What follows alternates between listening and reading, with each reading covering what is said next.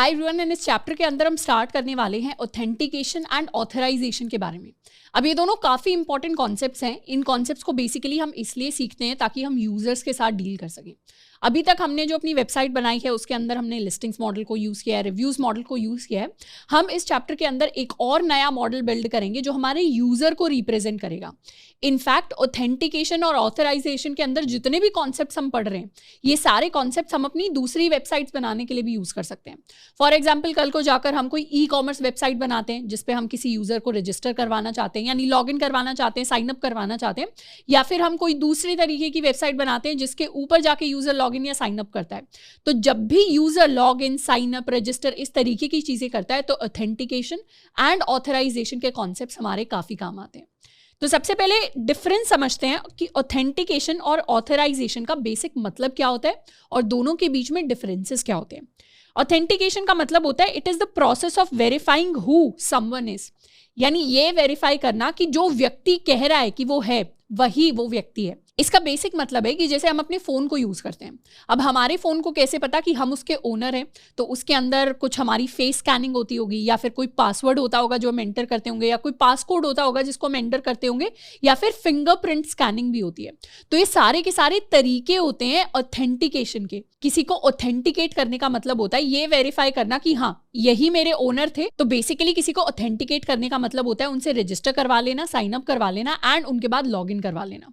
तो जो हमारा साइन अप एंड लॉगिन वाला पार्ट होता है वो हमारी ऑथेंटिकेशन के अंडर आता है। और ऑथेंटिकेशन से एक और रिलेटेड टर्म हमारे पास होती है ऑथराइजेशन। ऑथराइजेशन होता है process of verifying what specific applications, files and data a user has access to. यानी ऑथेंटिकेशन तो है मतलब कि ये आइडेंटिफाई करना कि ये व्यक्ति क्या मेरी वेबसाइट पे रजिस्टर्ड था तभी लॉगिन कर पाएगा, और लॉगिन करने के लिए इसको सही यूजर नेम पासवर्ड डालना पड़ेगा। ये तो हो गया ऑथेंटिकेशन। ऑथराइजेशन है कि एक बार उस व्यक्ति ने लॉगिन कर लिया तो उसके बाद मेरी वेबसाइट के कौन कौन से हिस्सों को वो एक्सेस कर पाएगा, वेबसाइट के ऊपर आके क्या क्या काम, क्या क्या एप्लीकेशंस ऐसी हैं जिनको वो यूज कर पाएगा। फॉर एग्जाम्पल, अगर हम इंस्टाग्राम के ऊपर अकाउंट बनाते हैं तो उस अकाउंट के ऊपर अगर हम कोई भी पोस्ट करते हैं तो उस पोस्ट को हमारा कोई दोस्त आके डिलीट नहीं कर सकता, उस पोस्ट को सिर्फ हम डिलीट कर सकते हैं। या फिर हमने किसी और पोस्ट के नीचे जाके कोई कमेंट किया है तो उस कमेंट को कोई और एडिट नहीं कर सकता, उस कमेंट को सिर्फ हम एडिट कर सकते हैं क्योंकि हमारे पास वो एक्सेस है। तो ऑथराइजेशन का मतलब होता है कि किस किस चीज की एक्सेस हमारे पास है किसी भी वेबसाइट के ऊपर। फॉर एग्जाम्पल, अभी हमने अपनी वेबसाइट, अपने प्रोजेक्ट के अंदर रिव्यूज को क्रिएट किया है। अभी के लिए रिव्यूज को कोई भी डिलीट कर सकता है, लेकिन हम ऑथराइजेशन जब ऐड करेंगे तो रिव्यूज को सिर्फ वही यूजर डिलीट कर पाएगा जिसने उस रिव्यू को क्रिएट किया है। तो ये एक डिफरेंस होता है बिटवीन अ वेबसाइट जिसके पास ऑथराइजेशन है एंड बिटवीन अ वेबसाइट जिसके पास ऑथराइजेशन इंप्लीमेंटेड नहीं है। एंड जनरली जितनी भी हमारी अच्छे प्रोजेक्ट्स होते हैं, अच्छी वेबसाइट्स होती हैं, अच्छे लेवल पे जब डेवलपमेंट होती है तो जब भी यूजर्स होते हैं तो वहां पर ऑथेंटिकेशन एंड ऑथराइजेशन दोनों कॉन्सेप्ट्स यूज भी होते हैं, इंप्लीमेंट भी होते हैं। अब ऑथेंटिकेशन ऑथराइजेशन पढ़ने से पहले कुछ कुछ बेसिक कॉन्सेप्ट्स हैं जिनका हमें आइडिया होना चाहिए जो ऑथेंटिकेशन के अंडर फॉल डाउन करते हैं। इनमें से सबसे पहला कॉन्सेप्ट है about storing passwords. For example, अगर हम किसी वेबसाइट के ऊपर साइन अप करते हैं तो साइन अप करने का मतलब होता है रजिस्टर करना। जब भी हम साइन अप करते हैं हमें कुछ बेसिक चीज़ें देनी होती हैं वेबसाइट को। हम उस वेबसाइट को अपना ईमेल बता सकते हैं, हम एक अपने लिए यूज़र नेम सेटअप कर सकते हैं। अगर हम गिटअप के ऊपर अकाउंट बनाते हैं तो हमें email, user name and password set करना होता है। यही सिमिलर सी चीज़ें हमें सेट करनी होती है अगर हम इंस्टाग्राम के ऊपर अकाउंट बनाएं या हम फेसबुक के ऊपर अकाउंट बनाएं। तो ये बेसिक चीज़ें कि ईमेल, यूज़र नेम और पासवर्ड तो हमारे पास होना ही होना चाहिए। अब ये जो तीनों चीज़ें हैं ये हम किसी फॉर्म की हेल्प से इनपुट ले सकते हैं, और जब अपने डेटाबेस के अंदर हम ये तीनों चीज़ें स्टोर करवाएंगे किसी एक स्पेसिफिक यूज़र के लिए, तो इसमें ईमेल को तो हम नॉर्मली स्टोर करा सकते हैं, यूज़र नेम को भी हम नॉर्मली स्टोर करा सकते हैं, पर पासवर्ड को कभी भी किसी भी डेटाबेस के अंदर हम एज इट इज स्टोर नहीं करते। तो ये काफ़ी इंपॉर्टेंट चीज़ है जो आपको याद रखनी है एज अ डेवलपर कि we never store the passwords as it is, we store their hashed form. अब पासवर्ड को एज इट इज स्टोर करने में क्या प्रॉब्लम्स है? सबसे पहली प्रॉब्लम तो ये है कि कभी भी अगर आपका डेटाबेस हैक हो गया या डेटा आपका लीक हो गया तो उस केस में सबको पता चल जाएगा कि इस यूजर का आपके वेबसाइट के लिए क्या पासवर्ड था। तो कोई भी जाके उस वेबसाइट के ऊपर लॉगिन कर पाएगा, यानी आपने जो ऐप या वेबसाइट या जो भी प्रोडक्ट बनाया है उसके अंदर अगर कोई सेंसिटिव इन्फॉर्मेशन होगी तो वो लीक हो जाएगी। फॉर एग्जाम्पल, अगर आप कल को कोई बैंकिंग के लिए वेबसाइट बनाते हैं उस पर आप यूजर्स को रजिस्टर कराते हैं और वहां पर आपने password as it is save कर लिया, तो अगर वो डेटा कभी भी लीक होता है, वो डेटा कभी भी हैक हो जाता है, तो उस केस में जो हैकर्स होंगे उनके पास पासवर्ड एज इट इज आ जाएगा और बैंक रिलेटेड वो सारे के सारे ट्रांजैक्शन कर पाएंगे आपके प्लेटफॉर्म पे। दूसरा इसका नुकसान ये होता है कि जनरली यूजर्स जो होते हैं, मतलब नॉर्मल यूजर्स, अगर हम भी अपना एग्जांपल लें तो हम कई बार मल्टीपल वेबसाइट पे सेम पासवर्ड यूज कर लेते हैं, और ऐसे में अगर एक भी वेबसाइट का पासवर्ड लीक हो जाता है, यानी पता चल जाता है सबको कि ये पासवर्ड था इस वेबसाइट का, तो जनरली उस व्यक्ति के बाकी सारी वेबसाइट पे अकाउंट हैक होने के भी चांसेस बढ़ जाते हैं, क्योंकि जनरली लोग जो होते हैं वो मल्टीपल वेबसाइट पे सेम पासवर्ड यूज करते हैं। तो इसीलिए जब भी एज अ डेवलपर हम किसी भी वेबसाइट को बिल्ड कर रहे हैं, उसके ऊपर यूजर्स को रजिस्टर करा रहे हैं, तो हम अपने पासवर्ड को एज इट इज सेव नहीं करेंगे। फॉर एग्जाम्पल मेरा पासवर्ड है हेलो वर्ल्ड, तो ये पासवर्ड कभी भी हेलो वर्ल्ड की तरह एज इट इज सेव नहीं होगा। इस पासवर्ड की पहले हम फॉर्म चेंज करते हैं, यानी इसे हम किसी और फॉर्मेट के अंदर कन्वर्ट करते हैं, और जनरली इस फॉर्म को हम कहते हैं हैश्ड फॉर्म। अब हैश्ड फॉर्म कहने का क्या मतलब है, हम जब प्रोग्रामिंग के बारे में बात करते हैं, हम यहाँ सिर्फ Node.js की बात नहीं कर रहे। अगर आप अपने बैकएंड को पाइथन के अंदर भी बिल्ड करोगे, या आप ऐप डेवलपमेंट भी कर रहे हो, आप जावा के अंदर कोड कर रहे हो, आप किसी और टेक्नोलॉजी के अंदर कोड कर रहे हो, तो जब भी आपको पासवर्ड स्टोर करना होगा तो हम अपने हैशिंग फंक्शंस को यूज करते हैं। हैशिंग फंक्शन का बेसिकली काम होता है कि आपके पासवर्ड को लेता है और उसकी फॉर्म चेंज कर देता है। तो यहाँ पर फॉर एग्जांपल हम हेलो वर्ल्ड को लेते हैं, हेलो वर्ल्ड हमने पासवर्ड की तरह स्टोर कराया, पर ये डायरेक्टली डेटाबेस में हेलो वर्ल्ड की तरह स्टोर नहीं होगा। पहले ये किसी हैशिंग फंक्शन को दिया जाएगा, एंड उसके बाद ये जो हैशिंग फंक्शन है ये इसको फॉर्म चेंज करके इसे इस अनरीडेबल स्ट्रिंग के अंदर कन्वर्ट कर देगा। तो ये जो अनरीडेबल स्ट्रिंग है इसे हम हैश्ड फॉर्म कहते हैं, यानी हैशिंग फंक्शन का जो आउटपुट होता है। तो हैशिंग फंक्शन ऐसा फंक्शन होता है जो इनपुट में तो पासवर्ड ले लेता है हमारा, और आउटपुट में हम एक ऐसी अनरिकॉग्नाइजेबल स्ट्रिंग दे देता है जिससे हम अपने पासवर्ड को नहीं निकाल पाते। मतलब इस स्ट्रिंग से, हैशिंग फंक्शन इतना स्ट्रॉन्ग फंक्शन होता है कि इस स्ट्रिंग से आप वापस हेलो वर्ल्ड अगर निकालना चाहोगे तो वो निकालना बहुत ज्यादा इम्प्रैक्टिकल होगा। तो एग्जैक्टली होता क्या है, एग्जैक्टली ये होता है कि अगर हमारा कोई भी यूजर वन आया, यूजर वन ने अपने लिए लेट्स सपोज कोई ईमेल एंटर किया, ईमेल इनका हो सकता है abc@gmail.com। उसके बाद इन्होंने अपने लिए कोई यूजर नेम सेट किया, यूजर नेम में भी सिमिलर नेम हमारे पास हो सकता है, let's suppose their user name is abc। उसके बाद उन्होंने कुछ पासवर्ड सेट किया, और पासवर्ड में उन्होंने सेट कर दिया abc पासकोड या पासवर्ड, इस तरीके का कुछ पासवर्ड उन्होंने सेट किया। तो हैशिंग फंक्शन क्या करेगा, सबसे पहले हैशिंग फंक्शन इसे एक अनरिकॉग्नाइजेबल फॉर्म के अंदर चेंज कर देगा, यानी इसी तरीके की कुछ स्ट्रिंग आएगी, इस तरीके की स्ट्रिंग को लेट्स कॉल इट स्ट्रिंग 1। अभी यहाँ पे मैंने स्ट्रिंग 1 लिखा है, बट ये कुछ इस तरीके की लंबी अनरिकॉग्नाइजेबल सी स्ट्रिंग होगी। अब ये जो स्ट्रिंग होगी ये फाइनली जाके डेटाबेस के अंदर स्टोर होगी। तो डेटाबेस के अंदर जब हम चीज़ों को स्टोर करवाएंगे, let's suppose this is our database, तो डेटाबेस के अंदर ईमेल तो वैसे के वैसे स्टोर होगा abc@gmail.com, यूजर नेम भी abc की तरह स्टोर होगा, पर यहाँ पर पासवर्ड की जगह हमारी स्ट्रिंग 1 स्टोर होगी, ना कि हमारा original password which was abc password. ऐसे ही अगर कोई दूसरा यूजर आता है तो उसके लिए भी स्ट्रिंग 2 स्टोर होगी, ना कि उनका ओरिजिनल पासवर्ड। अब ये तो हो गई साइन अप करने की बात, पर जब यूजर लॉग इन करना चाहेगा तो मतलब यूजर को तो नहीं पता स्ट्रिंग 1 या स्ट्रिंग 2 हमारे डेटाबेस के अंदर स्टोर्ड है, उसको तो पता है कि मैंने इस वेबसाइट के लिए अपना abc पासवर्ड था वो सेट किया था।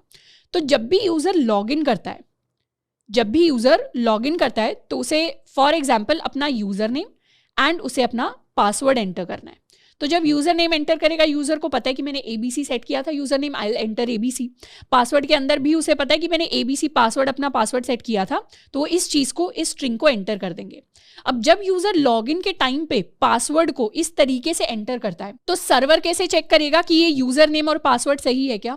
तो सर्वर क्या करता है, दोबारा से इसी सेम वैल्यू को इसी सेम हैशिंग फंक्शन के अंदर पास करता है, और जब हैशिंग फंक्शन के अंदर इस सेम वैल्यू को पास किया जाएगा तो हमेशा जब भी इनपुट सेम होता है हैशिंग फंक्शन का, आउटपुट भी सेम होता है। मतलब हैशिंग फंक्शन के अंदर अगर आप abc पासवर्ड डालोगे तो हमेशा आउटपुट में स्ट्रिंग 1 ही आएगा। तो जब लॉगिन हो रहा है और पासवर्ड हमने abc पासवर्ड इस हैशिंग फंक्शन के अंदर डाला, तो ये क्या करेगा, आउटपुट में हमें स्ट्रिंग 1 ही देगा, एंड जो भी आउटपुट आएगा, लेट्स सपोज हमारा आउटपुट आया स्ट्रिंग 1, तो इस स्ट्रिंग 1 को डेटाबेस के अंदर साइन अप के टाइम पे जो स्ट्रिंग 1 सेव थी उसके साथ मैच कर दिया जाएगा। और जब दोनों स्ट्रिंग्स मैच हो जाएंगी तो इसका मतलब है इस यूजर ने ऑलरेडी रजिस्टर कर लिया था, तो इस यूजर के लिए अब लॉगिन करना भी अलाउड होगा। पर अगर इन्होंने सिर्फ abc एंटर किया, पासवर्ड मिस कर दिया, तो ये एक डिफरेंट स्ट्रिंग हो गई, ये एक डिफरेंट पासवर्ड हो गया, और इस डिफरेंट पासवर्ड के लिए हैशिंग फंक्शन क्या देगा, अलग आउटपुट देगा, और वो जो अलग आउटपुट होगा वो स्ट्रिंग 1 के साथ मैच नहीं करेगा तो हमें पता चल जाएगा कि पासवर्ड इस यूजर ने गलत एंटर किया है, तो लॉगिन करना अलाउड नहीं होगा। तो इस तरीके से हाई लेवल पे हमारा साइन अप एंड लॉगिन काम करता है। साइन अप एंड लॉगिन कैसे काम करता है? साइन अप के टाइम पे हम मल्टीपल चीजें हैं जिनको ले सकते हैं, उसके अंदर पासवर्ड एक इंपॉर्टेंट चीज होती है। पासवर्ड को हम एज इट इज स्टोर नहीं करते, पासवर्ड हमारा हैशिंग फंक्शन के थ्रू जाता है, और जो आउटपुट हैशिंग फंक्शन देता है वो आउटपुट हमारे डेटाबेस के अंदर स्टोर होता है। और जब हम लॉगिन करने आते हैं, जो भी पासवर्ड हमारा यूजर एंटर करता है उस पासवर्ड को भी पहले हैशिंग फंक्शन के थ्रू पास किया जाता है, फिर जो आउटपुट आता है उस आउटपुट को हम डेटाबेस के अंदर जो सेव्ड चीज है उसके साथ मैच करते हैं। अगर वो मैच हो जाता है मतलब सक्सेसफुल लॉगिन, और मैच नहीं होता तो लॉगिन करना अलाउड नहीं होता। जनरली जितनी भी वेबसाइट्स पासवर्ड को स्टोर करती हैं इसी तरीके से पासवर्ड की मैचिंग एंड अनमैचिंग होती है। अब यहाँ पे हैशिंग फंक्शन कहने का एग्जैक्टली क्या मतलब होता है? यहाँ पे फंक्शन वर्ड यूज हुआ है तो इसका मतलब बिल्कुल सही है, जो फंक्शंस हमने जावास्क्रिप्ट के अंदर देखे हैं वैसा ही एक फंक्शन होता है हैशिंग फंक्शन। अब हैशिंग फंक्शन के कुछ कैरेक्टरिस्टिक्स होते हैं, इंपॉर्टेंट कैरेक्टरिस्टिक्स जो हमें पता होनी चाहिए। हैशिंग फंक्शन की अगर बात करें तो हैशिंग फंक्शन हर इनपुट के लिए एक फिक्स्ड लेंथ आउटपुट देता है। For example, this is my hashing function, ये मेरा हैशिंग फंक्शन है। अगर इसके अंदर कोई इनपुट गया तो आउटपुट जो भी आएगा, आउटपुट क्या हो सकता है? आउटपुट इज बेसिकली फंक्शन जो भी वैल्यू रिटर्न करके दे रहा है, ये जो आउटपुट होगा इसकी हमेशा फिक्स्ड लेंथ होगी। अगर हमें पता है कि वो लेंथ 50 कैरेक्टर्स की होनी चाहिए तो हमेशा जो भी आउटपुट आएगा वो 50 कैरेक्टर्स का ही होगा। तो ये एक कैरेक्टरिस्टिक होता है हमारे हैशिंग फंक्शन का। सेकेंडली, जो हमारे हैशिंग फंक्शंस होते हैं they are one way functions and we can not get input from output. Hashing function one way functions होते हैं। वन वे फंक्शंस कौन से फंक्शंस होते हैं? ऐसे फंक्शंस होते हैं जिससे इनपुट से तो आप आउटपुट निकाल सकते हो कि इनपुट के बेसिस पे क्या आउटपुट होना चाहिए, पर आउटपुट से आप कभी इनपुट नहीं निकाल पाओगे। फॉर एग्जाम्पल, अगर हमारे पास स्ट्रिंग हेलो वर्ल्ड है तो इसका हैश्ड फॉर्म तो हम निकाल लेंगे, पर अगर कोई हमें सिर्फ हैश्ड फॉर्म दे दे तो हम उससे कभी भी पासवर्ड हेलो वर्ल्ड नहीं निकाल पाएंगे। तभी तो काम आएगा hashing function. For example, database के अंदर हमने अपनी हैश्ड फॉर्म स्टोर कराई है और उस डेटाबेस को कोई हैकर जो है वो हैक कर लेता है तो उसके पास ये हैश्ड फॉर्म तो चली ही जाएगी। बट हैशिंग फंक्शन इसलिए इंपॉर्टेंट होता है कि हैकर कभी भी हैश्ड फॉर्म से ओरिजिनल पासवर्ड नहीं निकाल पाएगा, और यही फायदा होता है हैश्ड फॉर्म को स्टोर कराने का। इसीलिए बहुत सारी ऐसी फेमस वेबसाइट्स हैं जिनका मिलियंस ऑफ लोगों का जो डेटाबेस है वो लीक हो चुका है, तब भी पासवर्ड सिक्योर रहते हैं। फॉर एग्जाम्पल, फेसबुक का डेटा कई बार लीक हो चुका है, डोमिनोज का डेटा लीक हो चुका है। इस तरीके से बहुत सारी फेमस वेबसाइट्स हैं जिनका डेटा कई बार लीक होता है, पर फिर भी पासवर्ड हाथ नहीं आता क्योंकि वो हैश्ड फॉर्म के अंदर स्टोर होता है, और हैश्ड फॉर्म से ओरिजिनल फॉर्म के अंदर आ पाना बहुत ज्यादा मुश्किल है, ऑलमोस्ट इम्पॉसिबल होता है, because they are a one way function. अच्छा, वन वे फंक्शंस के एग्जाम्पल्स क्या होते हैं? अब वन वे फंक्शंस ऐसे फंक्शंस हैं जिनको हमने कई बार देखा होगा प्रैक्टिकल लाइफ के अंदर। अगर हम मॉड्यूलस फंक्शन की बात करें, मॉड्यूलस फंक्शन हमारा एक काफी नोन मैथ का फंक्शन होता है। मॉड्यूलस फंक्शन का क्या काम होता है? मॉड्यूलस फंक्शन को हम बेसिकली इस तरीके से लिखते हैं, मॉड्यूलस ऑफ एक्स। अगर एक्स की वैल्यू -5 है तो मॉड्यूलस ऑफ एक्स क्या होगा? वो 5 होगा। अगर x की वैल्यू +5 है तो मॉड्यूलस ऑफ x क्या होगा? वो भी 5 होगा। तो मॉड्यूलस बेसिकली साइन रिमूव कर देता है और जो एब्सोल्यूट वैल्यू होती है नंबर की वो हमें लाके दे देता है। अब ये जो मॉड्यूलस फंक्शन है इसको हम जावास्क्रिप्ट के अंदर भी जाके इंप्लीमेंट कर सकते हैं।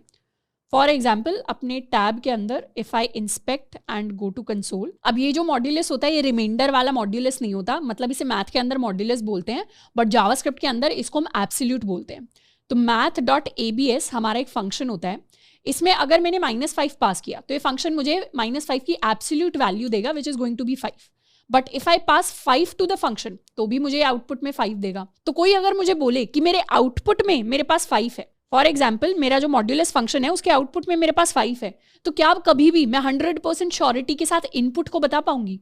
मुझे कभी भी 100% श्योरिटी के साथ इनपुट नहीं पता होगा, क्योंकि इनपुट अगर -5 होता तो भी 5 आता आउटपुट, और इनपुट अगर 5 होता तो भी 5 आता आउटपुट। तो ये एक ऐसा फंक्शन है जिसमें इनपुट के बेसिस पे हम आउटपुट तो बता सकते हैं, पर आउटपुट को देख के हम कभी इनपुट नहीं बता सकते। इसीलिए जो हमारा मॉड्यूलस फंक्शन होता है यानी एब्सोल्यूट फंक्शन, ये हमारा वन वे फंक्शन होता है जिससे आउटपुट से इनपुट गेस कर पाना पॉसिबल नहीं होता। ऐसे ही हमारा मॉड्यूलस फंक्शन भी होता है। अगर हम मॉड्यूलस ले लें किसी भी नंबर का, फॉर एग्जाम्पल जो हमारा रिमाइंडर फंक्शन होता है, अगर हम किसी भी नंबर x का रिमाइंडर ले लें विद द वैल्यू 3, अब इसमें कुछ एग्जाम्पल्स लेते हैं।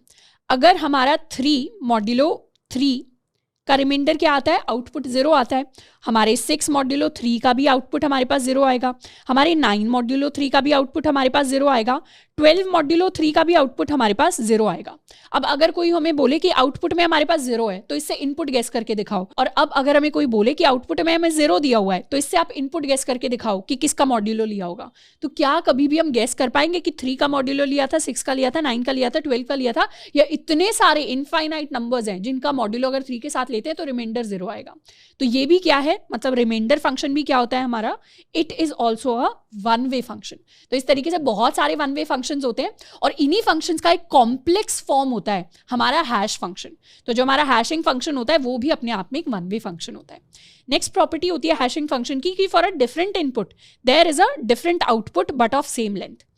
फॉर एग्जाम्पल हमारे पास एक हैशिंग फंक्शन है, ये हमारा हैशिंग फंक्शन है।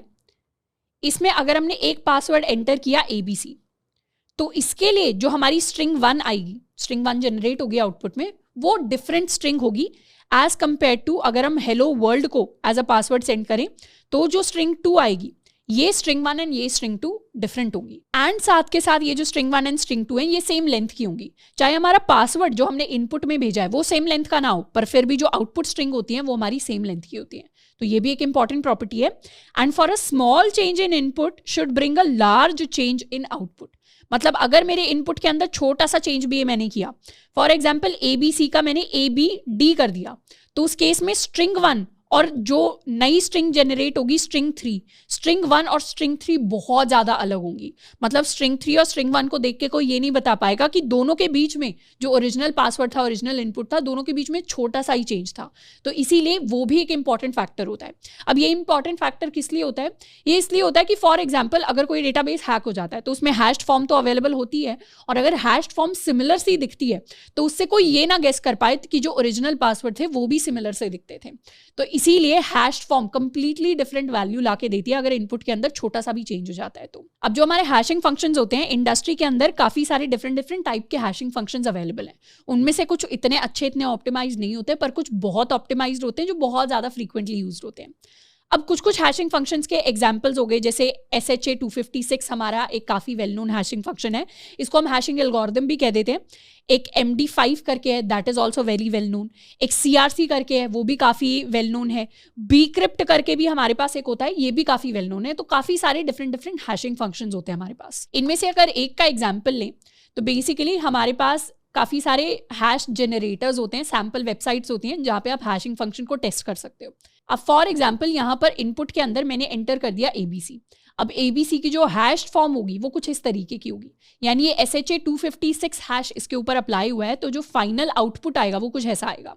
और यहीं पर ABC की जगह मैं ABD कर दूं तो ये जो हैश फॉर्म है ये कंप्लीटली डिफरेंट है, कंप्लीटली अलग है ओरिजिनल से। यहीं पर अगर मैं हेलो वर्ल्ड टाइप कर दूं, हेलो वर्ल्ड, तो उसकी हैश फॉर्म ये होगी। And if I type hello world is my password, तो इस पासवर्ड 1 2 3 की हैश फॉर्म ये होगी। एक चीज आप नोटिस करोगे कि ओरिजिनल पासवर्ड यानी इनपुट की लेंथ कुछ भी हो, पर उसके बेसिस पे हमारी आउटपुट की लेंथ डिपेंड नहीं कर रही। आउटपुट की लेंथ हमेशा सेम होती है, और छोटा सा भी चेंज अगर मेरे इनपुट में आ गया तो उससे आउटपुट कंप्लीटली चेंज हो जाता है। तो उसको देख के पॉसिबल ही नहीं है कि हम आउटपुट से इनपुट निकाल लें। अब ये जो हमारे हैशिंग फंक्शंस होते हैं, जनरली हमारा SHA-256 इतना अच्छा नहीं होता प्रैक्टिकल केसेस में, तो हम इस एल्गोरिदम को यूज नहीं करेंगे अपने पासवर्ड सेव करवाने के लिए, यानी हैश फॉर्म कैलकुलेट करने के लिए। एंड इन फैक्ट SHA-256 एक अच्छी फास्ट एल्गोरिदम है, बट जनरली हम क्या प्रेफर करते हैं, पासवर्ड्स के अंदर जो हम हैशिंग फंक्शन यूज करना चाहते हैं, हम प्रेफर करते हैं कि वो फंक्शन स्लो हो। स्लो इसलिए हो क्योंकि कई बार ब्रूट फोर्स अटैक्स होते हैं। ब्रूट फोर्स अटैक्स कहने का मतलब है कि जो हैकर होगा वो हर पॉसिबल पासवर्ड को ट्राई करके देखेगा। हमारे पास काफ़ी कॉमनली यूज्ड पासवर्ड्स होते हैं। If I search for commonly used passwords, तो फॉर एग्जाम्पल ये रैंडम वेबसाइट हमने खोल ली एंड यहाँ पे कोई आर्टिकल है, तो इसके अंदर वर्ल्ड के सबसे ज़्यादा कॉमनली यूज्ड कुछ पासवर्ड्स हैं। अब हैकर्स क्या करेंगे, हैकर्स ऐसे ही कुछ कॉमनली यूज्ड पासवर्ड्स निकालेंगे, और अगर एल्गोरिदम फास्ट है, फॉर एग्जांपल SHA-256 जैसी एल्गोरिदम है, तो एक कोड बना देंगे जिससे एक एक करके सबका हैश्ड फॉर्म कैलकुलेट हो जाएगा। और हैश्ड फॉर्म कैलकुलेट हो रहा है तो उसको क्या करेंगे, मैच कर लेंगे। कोई भी डेटाबेस उन्होंने हैक किया होगा जिसमें हैश्ड फॉर्म है, और ये कॉमनली यूज्ड पासवर्ड्स के हैश्ड फॉर्म निकालेंगे, फिर दोनों को मैच करके देखेंगे कोई मैच हो रहा है क्या, क्योंकि हमें पता है मैक्सिमम लोग हैं कॉमनली यूज्ड पासवर्ड ही यूज करते हैं। इसीलिए हमें एडवाइस किया जाता है कि commonly used password password set नहीं करने चाहिए, थोड़े से डिफिकल्ट पासवर्ड सेट करने चाहिए अपनी वेबसाइट्स के लिए। तो अगर हम ऐसे कॉमनली यूज पासवर्ड सेट करते हैं और हैशिंग एल्गोरिथम अच्छी यूज नहीं हुई, तो उस केस में जल्दी से हैश्ड फॉर्म कैलकुलेट हो जाएगा और वो फिर लीक्ड डेटाबेस के साथ मैच हो जाएगा और उससे हमारा ओरिजिनल पासवर्ड उनको पता चल जाएगा। तो इसीलिए किसी भी वेबसाइट के अंदर अगर हमें खुद का पासवर्ड सेट करना होता है तो उसको हम थोड़ा सा डिफिकल्ट बनाने की कोशिश करेंगे, तो हमारे लिए काफी ईजी होगा। जैसे पासवर्ड को सिंपली एज अ पासवर्ड नहीं सेट कर देना, because that is the second most commonly use password in the world. तो इसको कर देते हैं क्रॉस, एंड इस तरीके से हमारी हैशिंग फंक्शन या हमारी हैशिंग एल्गोरिथम्स काम करती हैं। अब नेक्स्ट हम बात करने वाले हैं सॉल्टिंग के बारे में। सॉल्टिंग एक और टेक्निक होती है जो हमारे पासवर्ड जिसको हम स्टोर करते हैं अपने डेटाबेस के अंदर, उसको और ज़्यादा सिक्योर बनाती है। अब सॉल्ट डालने का बेसिक मतलब हम ऐसे ही समझ सकते हैं कि जैसे सब्जी के अंदर, खाने के अंदर हम थोड़ा सा नमक डाल देते हैं तो उससे स्वाद बढ़ जाता है, वैसे ही पासवर्ड के अंदर हम थोड़ी सी एक्स्ट्रा स्ट्रिंग्स ऐड कर देते हैं और फिर उसकी हैश्ड फॉर्म निकालते हैं जिससे वो थोड़ी सी और सिक्योर हो जाती है। फॉर एग्जाम्पल, हमने पासवर्ड एंटर किया था ABC और दूसरे किसी यूजर ने पासवर्ड एंटर किया था हेलो वर्ल्ड। तो हर जो वेबसाइट होती है, हर कंपनी होती है, उसके पास अपना एक अलग सॉल्ट होता है। सॉल्ट मतलब बेसिकली एक स्ट्रिंग ही होती है। तो सॉल्ट की अगर बात करें तो salt is a string of 32 और मोर कैरेक्टर्स। तो हर कंपनी के पास अपना एक सॉल्ट होता है। अभी के लिए हम इसे छोटी स्ट्रिंग मान लेते हैं। लेट्स सपोज हमारा सॉल्ट है %?? ये हमारी कोई रैंडम स्ट्रिंग है। तो जब भी हमारी वेबसाइट के ऊपर कोई रजिस्टर करेगा और वो अपना पासवर्ड एंटर करने की कोशिश करेगा, तो हम क्या करेंगे, ABC के साथ हम इस चीज़ को अपेंड कर देंगे। ये हमारा सॉल्ट आ गया साथ में, और अगर हेलो वर्ल्ड है पासवर्ड तो हेलो वर्ल्ड के साथ भी हम अपना सॉल्ट ऐड कर देंगे। तो ये क्या हो गया, नमक ऐड हो गया थोड़ा सा। अब जरूरी नहीं है जो हमारा सॉल्ट है यानी सॉल्ट वाली स्ट्रिंग है उसको लास्ट में ऐड करें, कभी कभी उसे स्टार्टिंग में भी ऐड कर सकते हैं, कभी कभी उसे हम बीच में भी इंसर्ट कर सकते हैं। और फिर एक बार ये सॉल्टेड पासवर्ड हमारे पास आ गया एंड फिर हम इसकी हैश्ड फॉर्म निकालते हैं, एंड फिर जो हैश्ड फॉर्म आएगी उसको हम अपने डेटाबेस के अंदर स्टोर कराते हैं। तो इसको स्टोर कराने का क्या फायदा होगा, इसको स्टोर कराने का फायदा ये होगा कि कभी भी मान लो अगर हमारा डेटाबेस लीक भी हो जाता है और ये हैश्ड फॉर्म हैकर्स के हाथ में लग जाती है, जो भी अटैकर्स हैं उनको हमारी हैश्ड फॉर्म मिल गई, और मान लो हमने कोई वीक एल्गोरिथम यूज की थी, हमने let's suppose SHA-256 he use किया था। अब एल्गोरिथम तो हमारी SHA-256 है, एंड फॉर एग्जाम्पल कई सारे ऐसे यूजर्स होंगे, मतलब ऑलमोस्ट वेबसाइट के ऊपर 10% यूजर्स ऐसे होते हैं जो कॉमन पासवर्ड यूज करते हैं। तो फॉर एग्जाम्पल किसी यूजर ने पासवर्ड सेट किया होगा पासवर्ड, तो अगर ये पासवर्ड डायरेक्टली इसकी हैश्ड फॉर्म स्टोर हो जाती तो उस केस में क्या होता, अगर हमारे हैकर को कहीं से पता चल जाए SHA-256 है, या इनफैक्ट अगर कोई फास्ट एल्गोरिथम भी हो तो उसे एल्गोरिथम भी पता करने की जरूरत नहीं है। अगर उसके पास ये हैश्ड फॉर्म आ गई और उसने कॉमन पासवर्ड की हैश्ड फॉर्म के साथ इसको मैच कर लिया, तो उससे क्या होगा, उससे उसे ओरिजिनल पासवर्ड पता चल जाएगा और डेटा हमारा लीक हो जाएगा, पासवर्ड हमारा लीक हो जाएगा। बट इसी पासवर्ड के अंदर सेव करवाने से पहले हम अपना सॉल्ट ऐड कर देते, इफ वी एडेड %?@, तो इसकी जो हैश्ड फॉर्म आती, मतलब जो नई हैश्ड फॉर्म आती, वो कॉमन पासवर्ड्स के साथ तो मैच करती ही नहीं। तो अगर कोई कॉमन पासवर्ड भी ऐड करेगा तब भी उसमें अगर सॉल्ट ऐड हो गया तो हैश्ड फॉर्म डिफरेंट हो जाएगी। तो ऐसे केसेस में अगर हम एक अच्छा सॉल्ट यूज करते हैं, कंपनीज अगर एक सॉल्ट अच्छा यूज करती हैं, तो उस केस में अगर हैश्ड फॉर्म भी हमारे अटैकर के हाथ में लग जाती है और हमने कॉमन पासवर्ड यूज किया है किसी यूजर ने, तब भी काफी डिफिकल्ट हो जाता है एक अटैकर के लिए फाइंड आउट करना कि ओरिजिनल पासवर्ड क्या था, क्योंकि ये हैश्ड फॉर्म ओरिजिनल पासवर्ड की नहीं है, ये हैश्ड फॉर्म तो ओरिजिनल पासवर्ड प्लस हमारे सॉल्ट वाली स्ट्रिंग की है। तो बेसिकली अटैकर्स क्या करते हैं, basically attackers reverse lookup tables बना लेते हैं। ये शब्द काफी नए लग रहे होंगे, बट ये इन जनरल सिर्फ हम ओवरव्यू ले रहे हैं कि पासवर्ड्स को स्टोर कैसे कराया जाता है। तो रिवर्स लुकअप टेबल क्या होती है, रिवर्स लुकअप टेबल ऐसी टेबल होती है जैसे अपने डेटाबेस के अंदर तो हमारे पास जो पासवर्ड आया हम उसकी हैश्ड फॉर्म स्टोर करा रहे हैं, दूसरा पासवर्ड आ गया उसकी हैश्ड फॉर्म आ गई। रिवर्स लुकअप टेबल हमारे अटैकर्स बनाते हैं।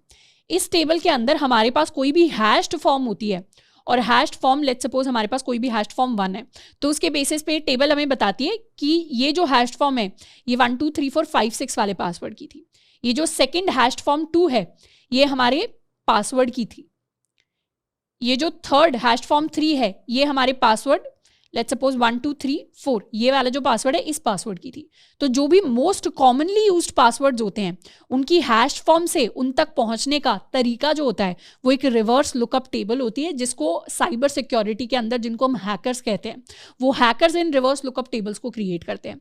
तो जब रिवर्स लुकअप टेबल्स को क्रिएट करके हैकिंग होती है या इनकी हेल्प से हैकिंग होती है, उससे प्रिवेंट करने के लिए हम अपनी सॉल्टिंग वाले मेथड को यूज करते हैं। तो password salting is a technique to protect password stored in databases by adding a string of 32 और more characters and then hashing them.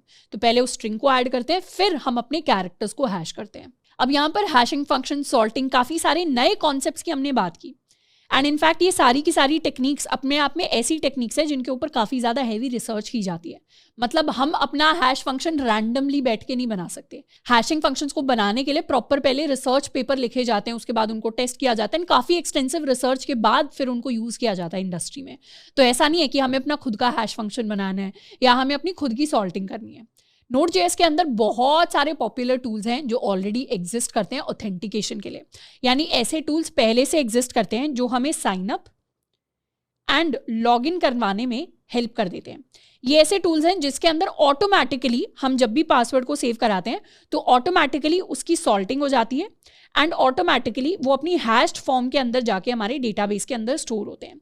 तो काफ़ी सारे जो इंपॉर्टेंट पार्ट्स होते हैं ऑथेंटिकेशन के, उनको हमें स्क्रैच से लिखने की जरूरत नहीं पड़ती जब भी हम किसी बड़े प्रोजेक्ट पे काम कर रहे हैं, क्योंकि ऑलरेडी वो जो स्क्रैच वाली फंक्शनैलिटी है वो काफ़ी सारे टूल्स के अंदर इंप्लीमेंट हो चुकी है।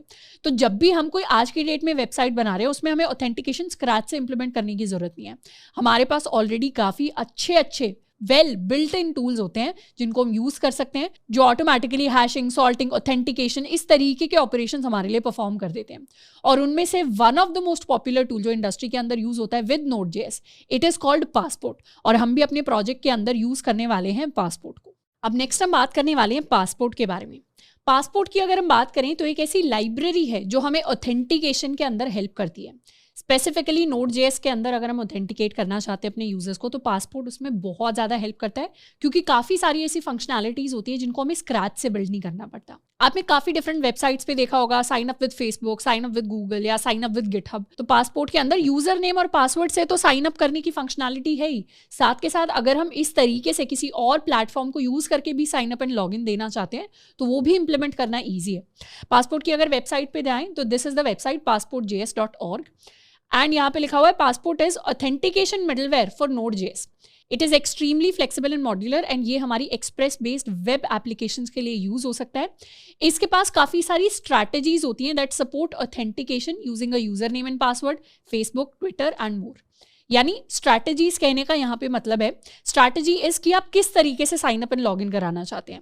एक तो स्ट्रैटेजी होती है जिससे हम अपने यूजर नेम एंड पासवर्ड से बेसिक जो हमारा normal sign up and log in होता है, जैसे फॉर एग्जांपल इंस्टाग्राम करवाता है, इंस्टाग्राम हमसे यूजर नेम एंड पासवर्ड मांगता है, वैसे ही हम अपना sign up and log in implement कर सकते हैं। दूसरी स्ट्रैटेजी हो सकती है कि हम फेसबुक से log in and sign up कराना चाहते हैं। तीसरी स्ट्रैटेजी हो सकती है कि हम गिटहब से sign up and log in कराना चाहते हैं। तो इस तरीके से मल्टीपल स्ट्रैटेजीज है जिनको हम एक साथ इंप्लीमेंट कर सकते हैं यूजिंग पासपोर्ट। तो यहाँ पे सारी स्ट्रैटेजीज को हम जाके देख सकते हैं। तो हम स्टार्ट जो करेंगे वो हम बेसिक स्ट्रैटेजी के साथ स्टार्ट करेंगे which is going to be passport local, जिसमें हम user name and password based authentication strategy रखेंगे। वरना इसके अलावा अगर आप चाहें तो हम फेसबुक बेस्ड भी रख सकते हैं अपना ऑथेंटिकेशन, हम ट्विटर को भी यूज कर सकते हैं ऑथेंटिकेशन के लिए, हम चाहें तो गिटहब को भी यूज कर सकते हैं अपने ऑथेंटिकेशन के लिए, माइक्रोसॉफ्ट को यूज कर सकते हैं ऑथेंटिकेशन के लिए, एप्पल आईडी के थ्रू हम sign up and log in करा सकते हैं। एंड इस तरीके से काफी सारे well known sign ups and log in होंगे, जैसे स्लैक के थ्रू हम करवा सकते हैं, डिस्कॉर्ड के थ्रू हम करवा सकते हैं, इंस्टाग्राम से हम करवा सकते हैं कि इंस्टाग्राम आईडी से आप sign up and log in कर सकते हैं, आप अमेजॉन की ईमेल आईडी से sign up and log in कर सकते हैं, लिंक्डइन से हम sign up and log in कर सकते हैं, स्पॉटिफाई अकाउंट से साइन अप लॉग इन कर सकते हैं। तो बेसिकली लेट्स सपोज कल को अगर हम कोई म्यूजिक रिलेटेड वेबसाइट बनाते हैं तो उसमें स्पॉटिफाई से हम already sign up log in करा सकते हैं, क्योंकि अगर हम अज्यूम करें कि हमारे जो यूजर्स हैं वो ऑलरेडी स्पॉटिफाई पे तो होंगे, अगर इतने बड़े म्यूजिक लवर्स है तो वहीं के उनके लॉग इन क्रेडेंशियल्स हम अपने वेब प्लेटफॉर्म पे यूज कर लें। वैसे ही अगर हम कोई प्रोफेशनल, लेट्स सपोज हम रेज्यूमे के लिए कोई वेबसाइट बनवा रहे हैं कि यहाँ पे आके आप अपना अच्छा रेज्यूमे बना सकते हो, तो उसके लिए हम लिंक्डइन से sign up and log in करा सकते हैं। अगर हम चाहें तो हम एप्पल आईडी से साइन अप लॉग इन करा सकते हैं अगर हम मैक रिलेटेड प्रोडक्ट्स को सेल करने के लिए कोई ई कॉमर्स वेबसाइट बना रहे हैं तो, या हम इन जनरल कोई ई कॉमर्स वेबसाइट बना रहे हैं तो हम अमेजॉन के ही जो क्रेडेंशियल्स हैं उनको अपनी वेबसाइट पे यूज़ करवा सकते हैं। तो इस तरीके से कई सारी डिफरेंट स्ट्रैटेजीज हैं जो डिपेंड करेंगी बेस्ड अपॉन हम कौन सी वेबसाइट बिल्ड करना चाह रहे हैं। पर हम सबसे बेसिक स्ट्रैटेजी जो है उसको सबसे पहले इंप्लीमेंट करेंगे, उसको सीखेंगे, which is going to be the local strategy, passport local. तो पासपोर्ट को एंड इसकी स्ट्रैटेजीज को यूज़ करने के लिए सबसे पहले तो हमें इन्हें इंस्टॉल करना पड़ेगा। तो इंस्टॉल करने के लिए हम करेंगे npm i पासपोर्ट, जिससे पासपोर्ट एज अ लाइब्रेरी, ये एक npm की लाइब्रेरी के अंदर है जो हमारे लिए इम्प्लीमेंट हो जाएगी, इंस्टॉल हो जाएगी। तो इंस्टॉल हो गई। In fact we can even go to npm and I can search for passport. तो ये हमारे लिए पासपोर्ट आ जाएगा, which is express compatible authentication middleware for Node.js। तो बेसिकली अगर हमसे कोई पूछता है पासपोर्ट क्या है, तो हमें यही चीज बतानी है। तो इसके अंदर कई सारी स्ट्रैटेजीज इंप्लीमेंटेड है। तो जिस भी स्ट्रैटेजी को हम यूज करना चाहते हैं, जैसे फॉर एग्जांपल हमें पता है हम शुरुआत करेंगे अपनी लोकल स्ट्रैटेजी के साथ। तो लोकल स्ट्रैटेजी के लिए हमारे पास पासपोर्ट लोकल करके एक और लाइब्रेरी होती है जिसको हम इंस्टॉल करेंगे। तो passport strategy for authentication with a user name and password. तो इसे इंस्टॉल करने के लिए कर लेते हैं इसको copy and paste and let's clear it. तो ये दो चीजें तो हमें इंस्टॉल करनी ही करनी है, यानी पासपोर्ट एंड हमारे पास जो पासपोर्ट लोकल है, पर साथ के साथ एक और हमारी मोंगूज रिलेटेड लाइब्रेरी होती है जो पासपोर्ट के साथ अच्छे से वर्क करती है। यानी एक तो है कि आपने एक्सप्रेस की ऐप बनाई, उसमें आपने एसक्यूएल डेटाबेस यूज कर लिया, कोई और डेटाबेस यूज कर लिया, उसके लिए तो ये दोनों लाइब्रेरी सफिशिएंट है। पर जब हम मोंगो डीबी को एज अ डेटाबेस यूज कर रहे हैं, तो उसमें कुछ कुछ फंक्शनैलिटीज हैं, कुछ कुछ हेल्प है जो हमें ये लाइब्रेरी भी करके देगी, which is passport local mongoose. तो इसके भी हम डॉक्यूमेंटेशन पे जा सकते हैं। We can go to passport local mongoose, and this is basically a mongoose plugin that simplifies building username and password login with passport। यानी पासपोर्ट से जब हम लोकल स्ट्रैटेजी को इम्प्लीमेंट करते हैं और MongoDB को यूज कर रहे हैं, तो ये प्लगइन हमें और ज्यादा हेल्प कर देता है। तो इसको भी एक बार इंस्टॉल कर लेते हैं। Let's copy this and paste. तो ये हमारे पास सारी चीजें हो गई हैं इंस्टॉल। अब यहाँ पर वैसे तो हमने लोकल स्ट्रैटेजी को इम्प्लीमेंट किया है, लेकिन अगर हम मल्टीपल स्ट्रैटेजीज एक साथ यूज करना चाहते हैं, जैसे फॉर एग्जांपल हम अपनी वेबसाइट पे 3 ऑप्शन देना चाहते हैं कि आप normal user name and password से भी लॉगिन कर सकते हैं, आप चाहें तो अपनी जीमेल आईडी से भी लॉगिन कर सकते हैं, आप चाहें तो अपने गिटहब अकाउंट से भी लॉगिन कर सकते हैं।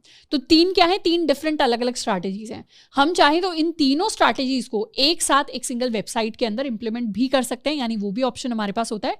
बट हम शुरुआत अपनी बेसिक लोकल स्ट्रैटेजी के साथ करेंगे। अब लोकल स्ट्रैटेजी को इंप्लीमेंट करने से पहले हमें अपने यूजर मॉडल को क्रिएट करना पड़ेगा। अब वैसे तो यूजर मॉडल के अंदर हम कई सारी डिफरेंट डिटेल्स हैं जो ऐड कर सकते हैं। फॉर एग्जांपल हमारी वेबसाइट के यूजर के पास बहुत सारी डिफरेंट फील्ड्स हो सकती हैं, प्रॉपर्टीज हो सकती हैं। हम नेम कर सकते हैं, हम एज कर सकते हैं, हम डेट ऑफ बर्थ कर सकते हैं। इस तरीके से और भी कई सारी फील्ड्स को हम इंप्लीमेंट कर सकते हैं। बट हम बिल्कुल सबसे जो स्मॉलेस्ट लेवल ऑफ फील्ड्स हैं, सबसे जो कम नंबर ऑफ फील्ड्स हैं, उनके साथ हम शुरुआत करेंगे, क्योंकि जस्ट हम अभी बेसिक्स के साथ स्टार्ट कर रहे हैं। तो अपने यूजर मॉडल के अंदर हम 3 बेसिक चीज इंप्लीमेंट करेंगे। सबसे पहला होगा कि हर एक यूजर के पास उसका यूजर नेम होना चाहिए, दूसरा होगा हर एक यूजर के पास उनका पासवर्ड होना चाहिए, और तीसरा होगा हर एक यूजर के पास उनका एक ईमेल आईडी होना चाहिए। तो ये 3 बेसिक चीजें होंगी जो हर एक यूजर के पास होनी चाहिए। अब अगर हम अपने पासपोर्ट लोकल mongoose की डॉक्यूमेंटेशन पर जाएं, तो बेसिकली डॉक्यूमेंटेशन के अंदर इसे यूज करने के लिए, यानी पासपोर्ट लोकल mongoose को यूज करने के लिए, जब भी हम अपना स्कीमा डिफाइन करते हैं, तो वहां पे हम अपने पासपोर्ट लोकल mongoose को एज अ प्लगइन यूज कर सकते हैं। स्कीमा हम कौन सा डिफाइन करेंगे? स्कीमा हम अपने यूजर के लिए डिफाइन करेंगे।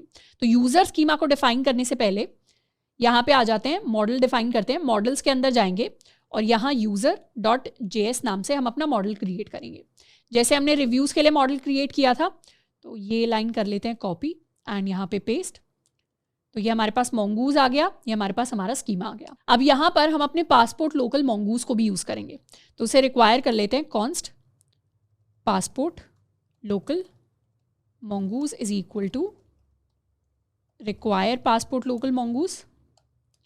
एंड अब हम अपना स्कीमा डिफाइन करेंगे, तो इसे कह देते हैं const यूजर स्कीमा, क्योंकि हम यूजर के लिए स्कीमा बना रहे हैं, is equal to new mongoose dot, या सिंपली न्यू स्कीमा कर सकते हैं। अब इस स्कीमा के अंदर सबसे पहले तो हमारे पास हमारा ईमेल होना चाहिए। तो ईमेल के अंदर हम लिख सकते हैं अपना type is equal to string and required में we can set it to true. तो ये हो गया हमारा ईमेल। और अगर हमें अपने यूजर के लिए और फील्ड्स ऐड करनी होती, जैसे लेट्स सपोज हमें नेम ऐड करना होता या हमें एज ऐड करनी होती, तो इस तरीके की भी बाकी सारी फील्ड्स हम यहीं पर ऐड कर सकते हैं। अब 2 जो फील्ड्स हमें ऐड करनी है वो रह गई हमारे पास यूजर नेम एंड पासवर्ड। अब mongoose की जो डॉक्यूमेंटेशन है पासपोर्ट लोकल mongoose की, उसके अंदर जब भी हम अपने स्कीमा को डिफाइन करते हैं, तो यहाँ पे लिखा हुआ है you are free to define your user how you like, यानी हम अपने यूजर के अंदर कोई भी फील्ड ऐड कर सकते हैं। पर पासपोर्ट लोकल मंगूज क्या करता है, by default passport local mongoose हमारे लिए एक यूजर नेम खुद ही ऐड कर देगा हमारे यूजर के अंदर, साथ के साथ एक हैश एंड सॉल्ट वाला फील्ड भी ऐड कर देगा to store the user name. यानी जो हमने हैशिंग की एंड जो हमने सॉल्टिंग की बात की थी, उन दोनों को खुद ही automatically passport local mongoose implement कर देता है हमारे लिए। And the hashed password and the salt value, यानी एक ऑटोमेटिक सॉल्ट वैल्यू हमारे लिए सेव करा देगा हमारे यूजर के अंदर, और एक हैश्ड पासवर्ड भी खुद ही सेव करा देगा। तो password and user name passport local mongoose हमारे लिए ऑटोमेटिकली खुद ही सेव करा देता है, चाहे हम उनको फील्ड के अंदर मेंशन करें, चाहे हम उनको फील्ड के अंदर मेंशन ना करें। इसीलिए जब हम अपना यूजर डिफाइन कर रहे हैं तो उसके अंदर हम सिर्फ ईमेल डिफाइन करेंगे, और यूजर नेम एंड पासवर्ड हमें पता है कि पासपोर्ट लोकल मंगूज हमारे लिए ऑटोमेटिकली डिफाइन कर देगा। उन्हें हमें अलग से अपनी यूजर स्कीमा के अंदर लिखने की जरूरत नहीं है, क्योंकि जब स्कीमा एक्चुअली डेटाबेस के लिए क्रिएट होगा तो उसमें वो ऑटोमेटिकली क्रिएट होंगे यूजिंग पासपोर्ट। तो वो चीज़ हमें पता है। अब वो चीज़ इंप्लीमेंट करने के लिए हमें क्या करना है, हमने स्कीमा डिफाइन कर लिया, उसके बाद हम यूजर के अंदर प्लगइन की तरह पास कर देंगे पासपोर्ट लोकल मंगूज को। तो ये एज अ प्लगइन हम पास कर देंगे। एंड फाइनली यहाँ से हम एक्सपोर्ट कर सकते हैं अपने यूजर स्कीमा को। तो इसको कॉपी कर लेते हैं एंड यहाँ पे हम लिख देंगे अपना यूजर स्कीमा, इसको कर लेते हैं सेव। तो हमने पासपोर्ट लोकल मंगूज को एज अ प्लगइन यहाँ पे क्यों यूज किया, इसलिए यूज किया क्योंकि ये ऑटोमेटिकली हमारे लिए क्या करता है, user name, hashing, salting and hashed password, इन सबको ऑटोमेटिकली इंप्लीमेंट कर देता है। तो वो चीजें हमें खुद से स्क्रैच से बिल्ड करने की जरूरत नहीं पड़ी, क्योंकि इसने ऑटोमेटिकली हमारे लिए कर दी। एंड इसके साथ साथ पासपोर्ट लोकल मंगूज हमारे लिए कुछ मेथड्स भी हैं जो हमारे मॉडल के अंदर ऐड कर देगा, यानी हमारे स्कीमा के अंदर ऐड कर देगा। कौन कौन से मेथड्स हैं, if we go to the API documentation, या इनफैक्ट इसी पे आ जाते हैं नीचे, अगर हम स्क्रॉल डाउन करेंगे तो पासपोर्ट लोकल मंगूज हमारी जो इंस्टेंस होगी, यानी जो हम ऑब्जेक्ट बनाएंगे स्कीमा को यूज करके, उसके अंदर set password, change password, authenticate, इस तरीके के ऑटोमेटिक मेथड्स हमारे लिए क्रिएट कर देगा। तो ऑथेंटिकेट करने के लिए ऑलरेडी मेथड होगा जो फाइंड आउट कर लेगा कि यूजर पहले से रजिस्टर्ड था या नहीं था, तो उसके लिए हमें स्क्रैच से कुछ बिल्ड नहीं करना पड़ेगा। साथ के साथ ये कुछ स्टैटिक मेथड्स को भी क्रिएट करता है, जैसे ऑथेंटिकेट हो गया, generates a function that is used in passports local strategy, serialised user, D serialised user, register user, इस तरीके के कई सारे मेथड्स हैं जो ये हमारे लिए ऑटोमेटिकली इंप्लीमेंट कर देगा। तो इन मेथड्स का मतलब क्या होता है उसको हम धीरे धीरे जब हम इनको इंप्लीमेंट करेंगे उसके साथ साथ हम सीखते चले जाएंगे। बट अभी के लिए हमने क्या किया है, तो अभी के लिए हमने passport local and passport local mongoose को हमने इंस्टॉल किया है, साथ के साथ हमने अपने लिए एक यूजर स्कीमा जो है उसको डिफाइन कर लिया है। अब नेक्स्ट चीज जो हम करने वाले हैं, काफी इंपॉर्टेंट पार्ट है पासपोर्ट को यूज करने का, विच इज कन्फिगरिंग स्ट्रैटेजी। यानी जो भी लोकल स्ट्रैटेजी को हम यूज कर रहे हैं उसको हम कन्फिगर कैसे करें। कन्फिगर करने का मतलब उसके लिए कुछ बेसिक सेटिंग्स है, उनको हम कैसे अप्लाई करें। सबसे पहले पासपोर्ट लोकल को यूज करने के लिए, यानी ऑथेंटिकेशन को सेटअप करने के लिए, सबसे पहले हम पासपोर्ट को रिक्वायर करेंगे। तो const passport is equal to require, यहाँ पे हम लिख सकते हैं पासपोर्ट, एंड हम अपने लोकल स्ट्रैटेजी को रिक्वायर करेंगे। We can call it local strategy is equal to require passport local, and हम अपने यूजर मॉडल को रिक्वायर कर लेंगे। Const user is equal to require models slash user dot JS. तो इन तीन चीज़ों को हमने रिक्वायर कर लिया। अब पासपोर्ट को इंप्लीमेंट करने के लिए हम आ जाएंगे यहाँ पर, ये सेशंस ऑप्शंस ये वाले जो हमारे मिडलवेयर, सेशन एंड फ्लैश वाले मिडलवेयर्स के इसके जस्ट बाद अब हमें ऑलरेडी पासपोर्ट को इंप्लीमेंट करने के लिए सेशन की ज़रूरत होती है।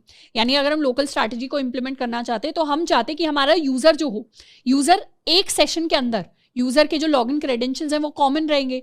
यूज़र अगर सिंगल सेशन के अंदर है, वो चाहे डिफरेंट टैब में जाके सेम वेबसाइट खोल रहा है, एक ही वेबसाइट के डिफरेंट पेजेस पे जा रहे हैं, हमें हमेशा ये पता होना चाहिए कि ये सेशन एक इंडिविजुअल यूज़र का है, तो उस बार सेशन के अंदर ही हर एक डिफरेंट रिक्वेस्ट पे हम उससे बार बार लॉगिन ना कराएं। इसीलिए पासपोर्ट सेशन को भी यूज़ करता है। अब पासपोर्ट सेशन को यूज़ करेगा, उसके लिए सेशन पहले से इंप्लीमेंटेड होगा, तो सेशन हमने यहाँ पे यूज़ कर रखा है एज अ मिडलवेयर, तो उसको हम वहीं पे रखेंगे, और पासपोर्ट को इंप्लीमेंट करने के लिए हम यहाँ पर अपना कोड लिखेंगे। यानी सेशन वाला मिडलवेयर जब हमने यूज किया है उसके जस्ट बाद। अब सबसे पहली चीज जो हम करने वाले हैं वो हम पासपोर्ट डॉट इनिशियलाइज को यूज करेंगे एज अ मिडलवेयर। तो हम चाहते हैं जब भी कोई रिक्वेस्ट आए उसमें हम हमेशा पासपोर्ट को एक बार इनिशियलाइज कर दें as a middleware. So we are going to write app dot use passport dot initialise. तो इससे हर एक रिक्वेस्ट के लिए हमारा पासपोर्ट इनिशियलाइज हो जाएगा। तो पासपोर्ट को यूज़ करने से पहले हमें उसे इनिशियलाइज करना पड़ेगा। एंड एक सेकंड लाइन ऑफ कोड हम लिखते हैं कि एज अ मिडलवेयर हम पासपोर्ट डॉट सेशन को इम्प्लीमेंट करते हैं। So what we can do is we can go to npm and हम अपने पासपोर्ट की डॉक्यूमेंटेशन पे जा सकते हैं। तो पासपोर्ट को यूज़ करने के लिए सबसे पहले तो हमारे पास हमारा सेशन इम्प्लीमेंटेड होना चाहिए एंड उसके साथ साथ हमारे पास इनिशियलाइज होना चाहिए एंड हमारा पासपोर्ट डॉट सेशन होना चाहिए। तो ये 2 लाइन ऑफ कोड हैं जिनको हम लिखते हैं हमेशा। तो यहाँ पर नेक्स्ट चीज़ हम जो लिख सकते हैं दैट इज़ app.use passport.session। अब passport.session को इम्प्लीमेंट करने का एग्जैक्ट यूजेज क्या होता है? Basically a web application needs the ability to identify users as they browse from page to page. यानी एक वेबसाइट को पता होना चाहिए कि अगर एक पेज से दूसरे पेज पे रिक्वेस्ट जा रही है तो क्या मेरा सेम यूजर सेम रिक्वेस्ट भेज रहा है वेबसाइट को या डिफरेंट यूजर्स रिक्वेस्ट भेज रहे हैं। तो इसीलिए this series of request and responses each associated with the same user is known as a session. तो एक यूजर जब बार बार रिक्वेस्ट एंड रिस्पॉन्स करता है हमारी वेबसाइट के साथ तो उसको हम अपना सेशन कह देते हैं। और हम चाहते हैं कि एक सेशन के अंदर यूजर एक ही बार लॉग इन करे या एक ही बार साइन अप करे, उसे बार बार हर रिक्वेस्ट पे लॉग इन ना करना पड़े। इसीलिए पासपोर्ट डॉट सेशन वाले मिडलवेयर को हम यूज करते हैं अपने app.use में, ताकि हर एक रिक्वेस्ट को पता हो कि वो कौन से सेशन का पार्ट है। तो ये 2 चीजें तो हमारे पास हो गई।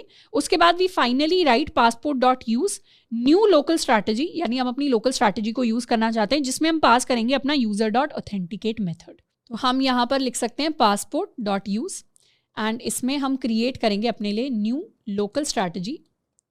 इनफैक्ट लोकल स्ट्रैटेजी के लिए L कैपिटल हम रख लेते हैं एंड यहाँ भी जाके हम अपने L को कर देते हैं capital. This is going to be the local strategy and इसके अंदर हम पास कर देंगे यूजर, जो हमारा मॉडल हमने क्रिएट किया था, डॉट ऑथेंटिकेट। अब इस चीज का मतलब समझते हैं।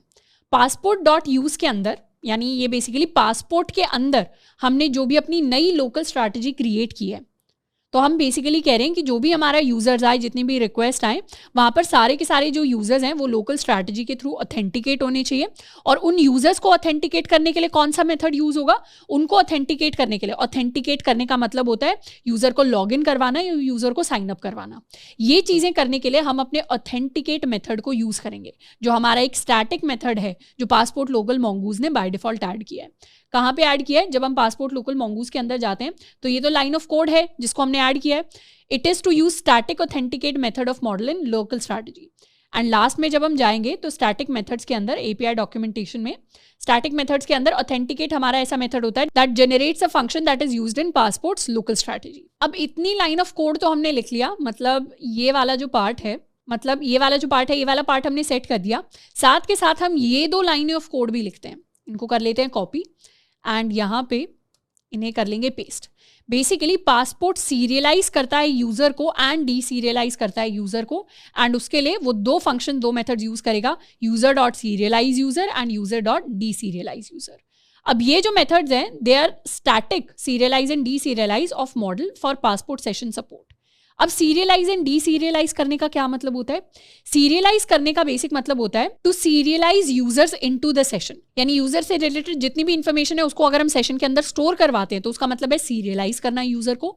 और यूजर से रिलेटेड जितनी भी इंफॉर्मेशन है उसको अगर हम अनस्टोर कराते हैं, रिमूव करते हैं अपने सेशन से, यानी एक बार अगर यूजर ने लॉग इन कर लिया तो सेशन के अंदर उसको पहले सीरियलाइज करना पड़ेगा हमें। तो यूजर रिलेटेड इंफॉर्मेशन सेशन के अंदर स्टोर हो गई तो उसे बार बार लॉग इन नहीं करना पड़ेगा, तो हो गया सीरियलाइजिंग यूजर। पर एक बार यूजर ने अपना सेशन खत्म कर दिया तो हमें उस यूजर को सेशन से डी सीरियलाइज करना पड़ेगा। So that is for deserializing the user.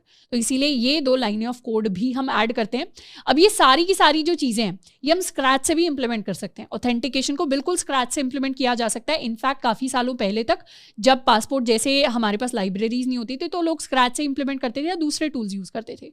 पर वो पूरा का पूरा जो बहुत सारा लाइन ऑफ कोड है, बहुत सारा लाइन ऑफ लॉजिक है, वो हमें खुद से इंप्लीमेंट नहीं करना पड़ा, क्योंकि पासवर्ड ने 4-5 लाइनों में हमारे लिए वो काफ़ी सारा जो ऑथेंटिकेशन के मेथड्स थे, ऑथेंटिकेशन का पार्ट था, वो हमारे लिए खुद से इंप्लीमेंट करके दे दिया। तो ये फ़ायदा होता है पासपोर्ट को यूज़ करने का।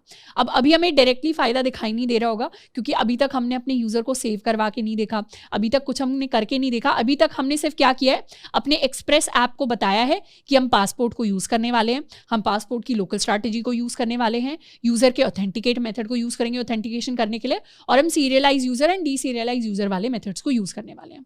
अब फाइनली एक बार हम एक डेमो यूज़र क्रिएट करके देखेंगे और देखेंगे एक्चुअली पासपोर्ट वर्क कैसे कर रहा है। अब नेक्स्ट हम अपने लिए एक डेमो यूज़र क्रिएट करने वाले हैं। तो डेमो यूज़र क्रिएट करने के लिए हमारा जो रूट राउट है, इनफैक्ट यहाँ पर इसी के नीचे हम एक राउट क्रिएट कर सकते हैं अपने मिडलवेयर से जस्ट नीचे, जहाँ पर हम करेंगे app.get और गेट रिक्वेस्ट लेट्स सपोज आएगी हमारे डेमो यूज़र के पास। तो डेमो यूज़र के पास रिक्वेस्ट आएगा, रिस्पॉन्स आएगा और ये हमारी एसिंक रिक्वेस्ट होगी।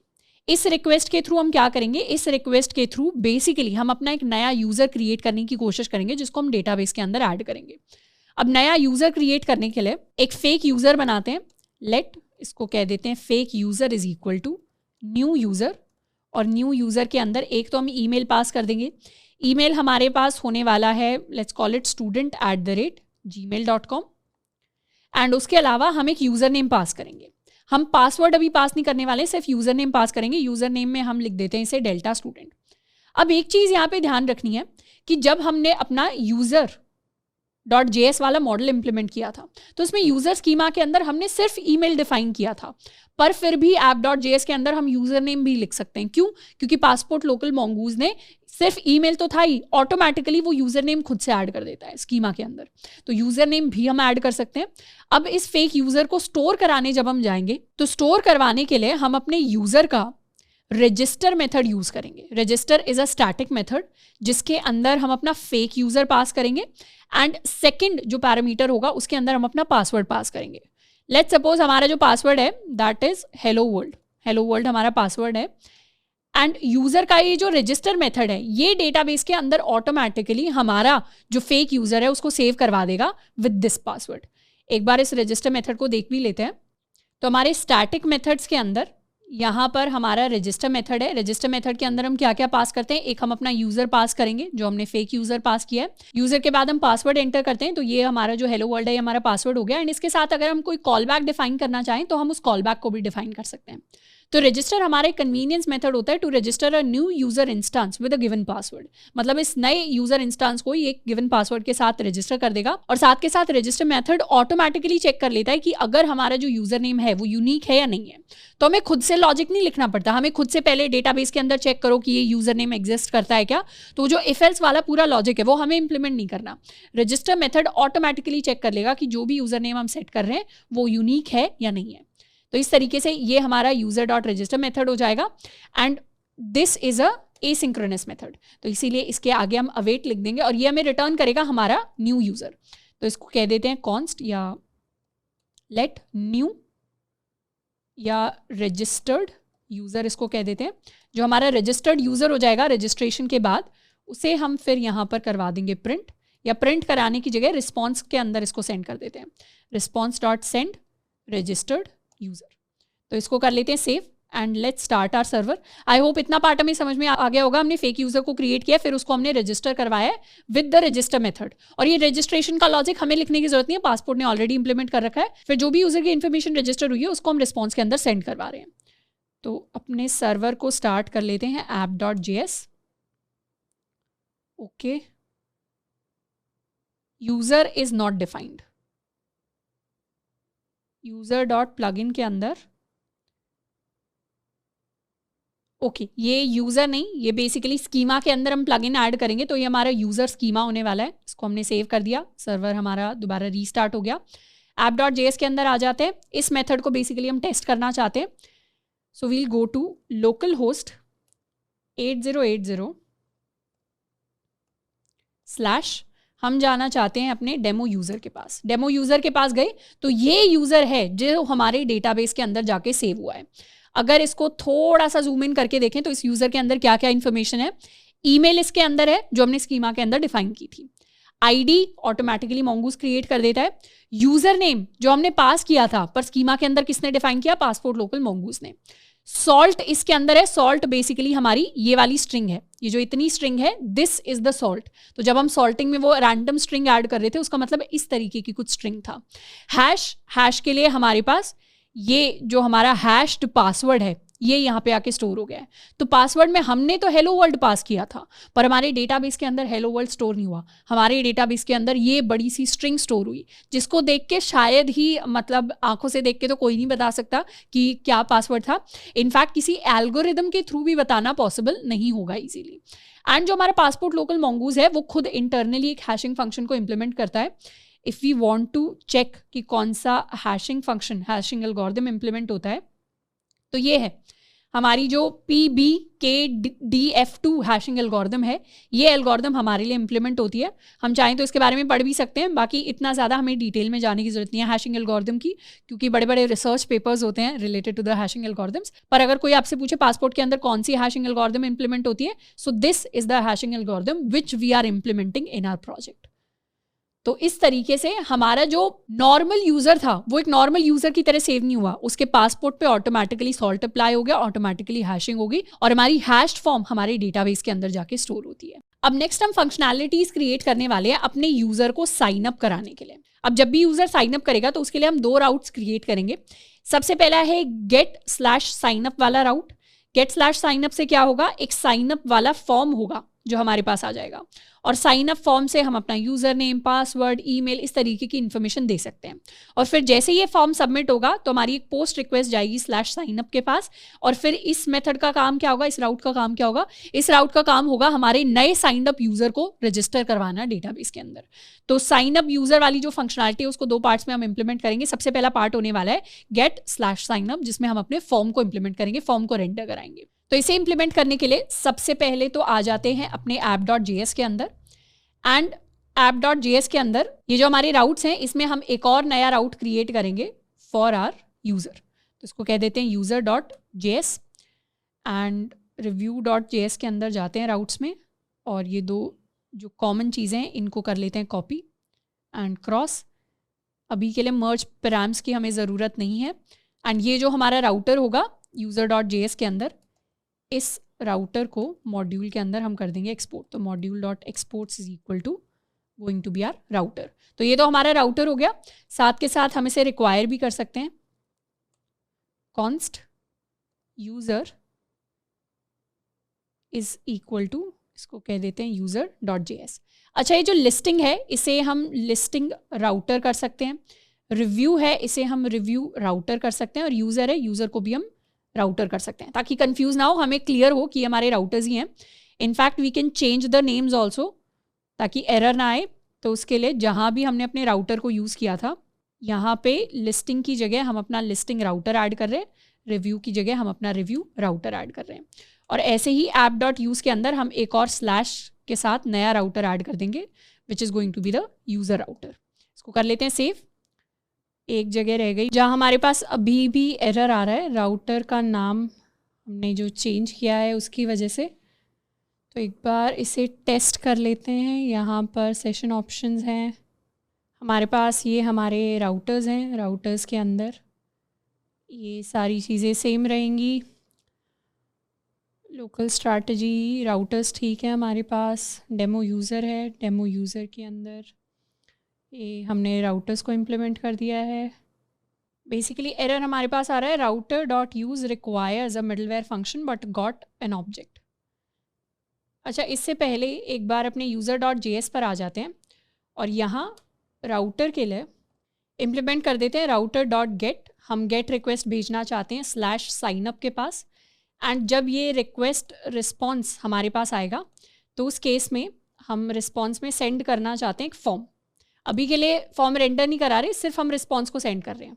ओके, तो बेसिकली गेट रिक्वेस्ट समथिंग कुछ मेथड्स मिसिंग थे तो वो हमने ऐड कर दिए। अब app.js के अंदर यूज़र राउटर को हम यहाँ पे इम्प्लीमेंट कर रहे हैं, और जैसे ही रिक्वेस्ट जाएगी /signup के पास तो हमारे पास फॉर्म चला जाएगा।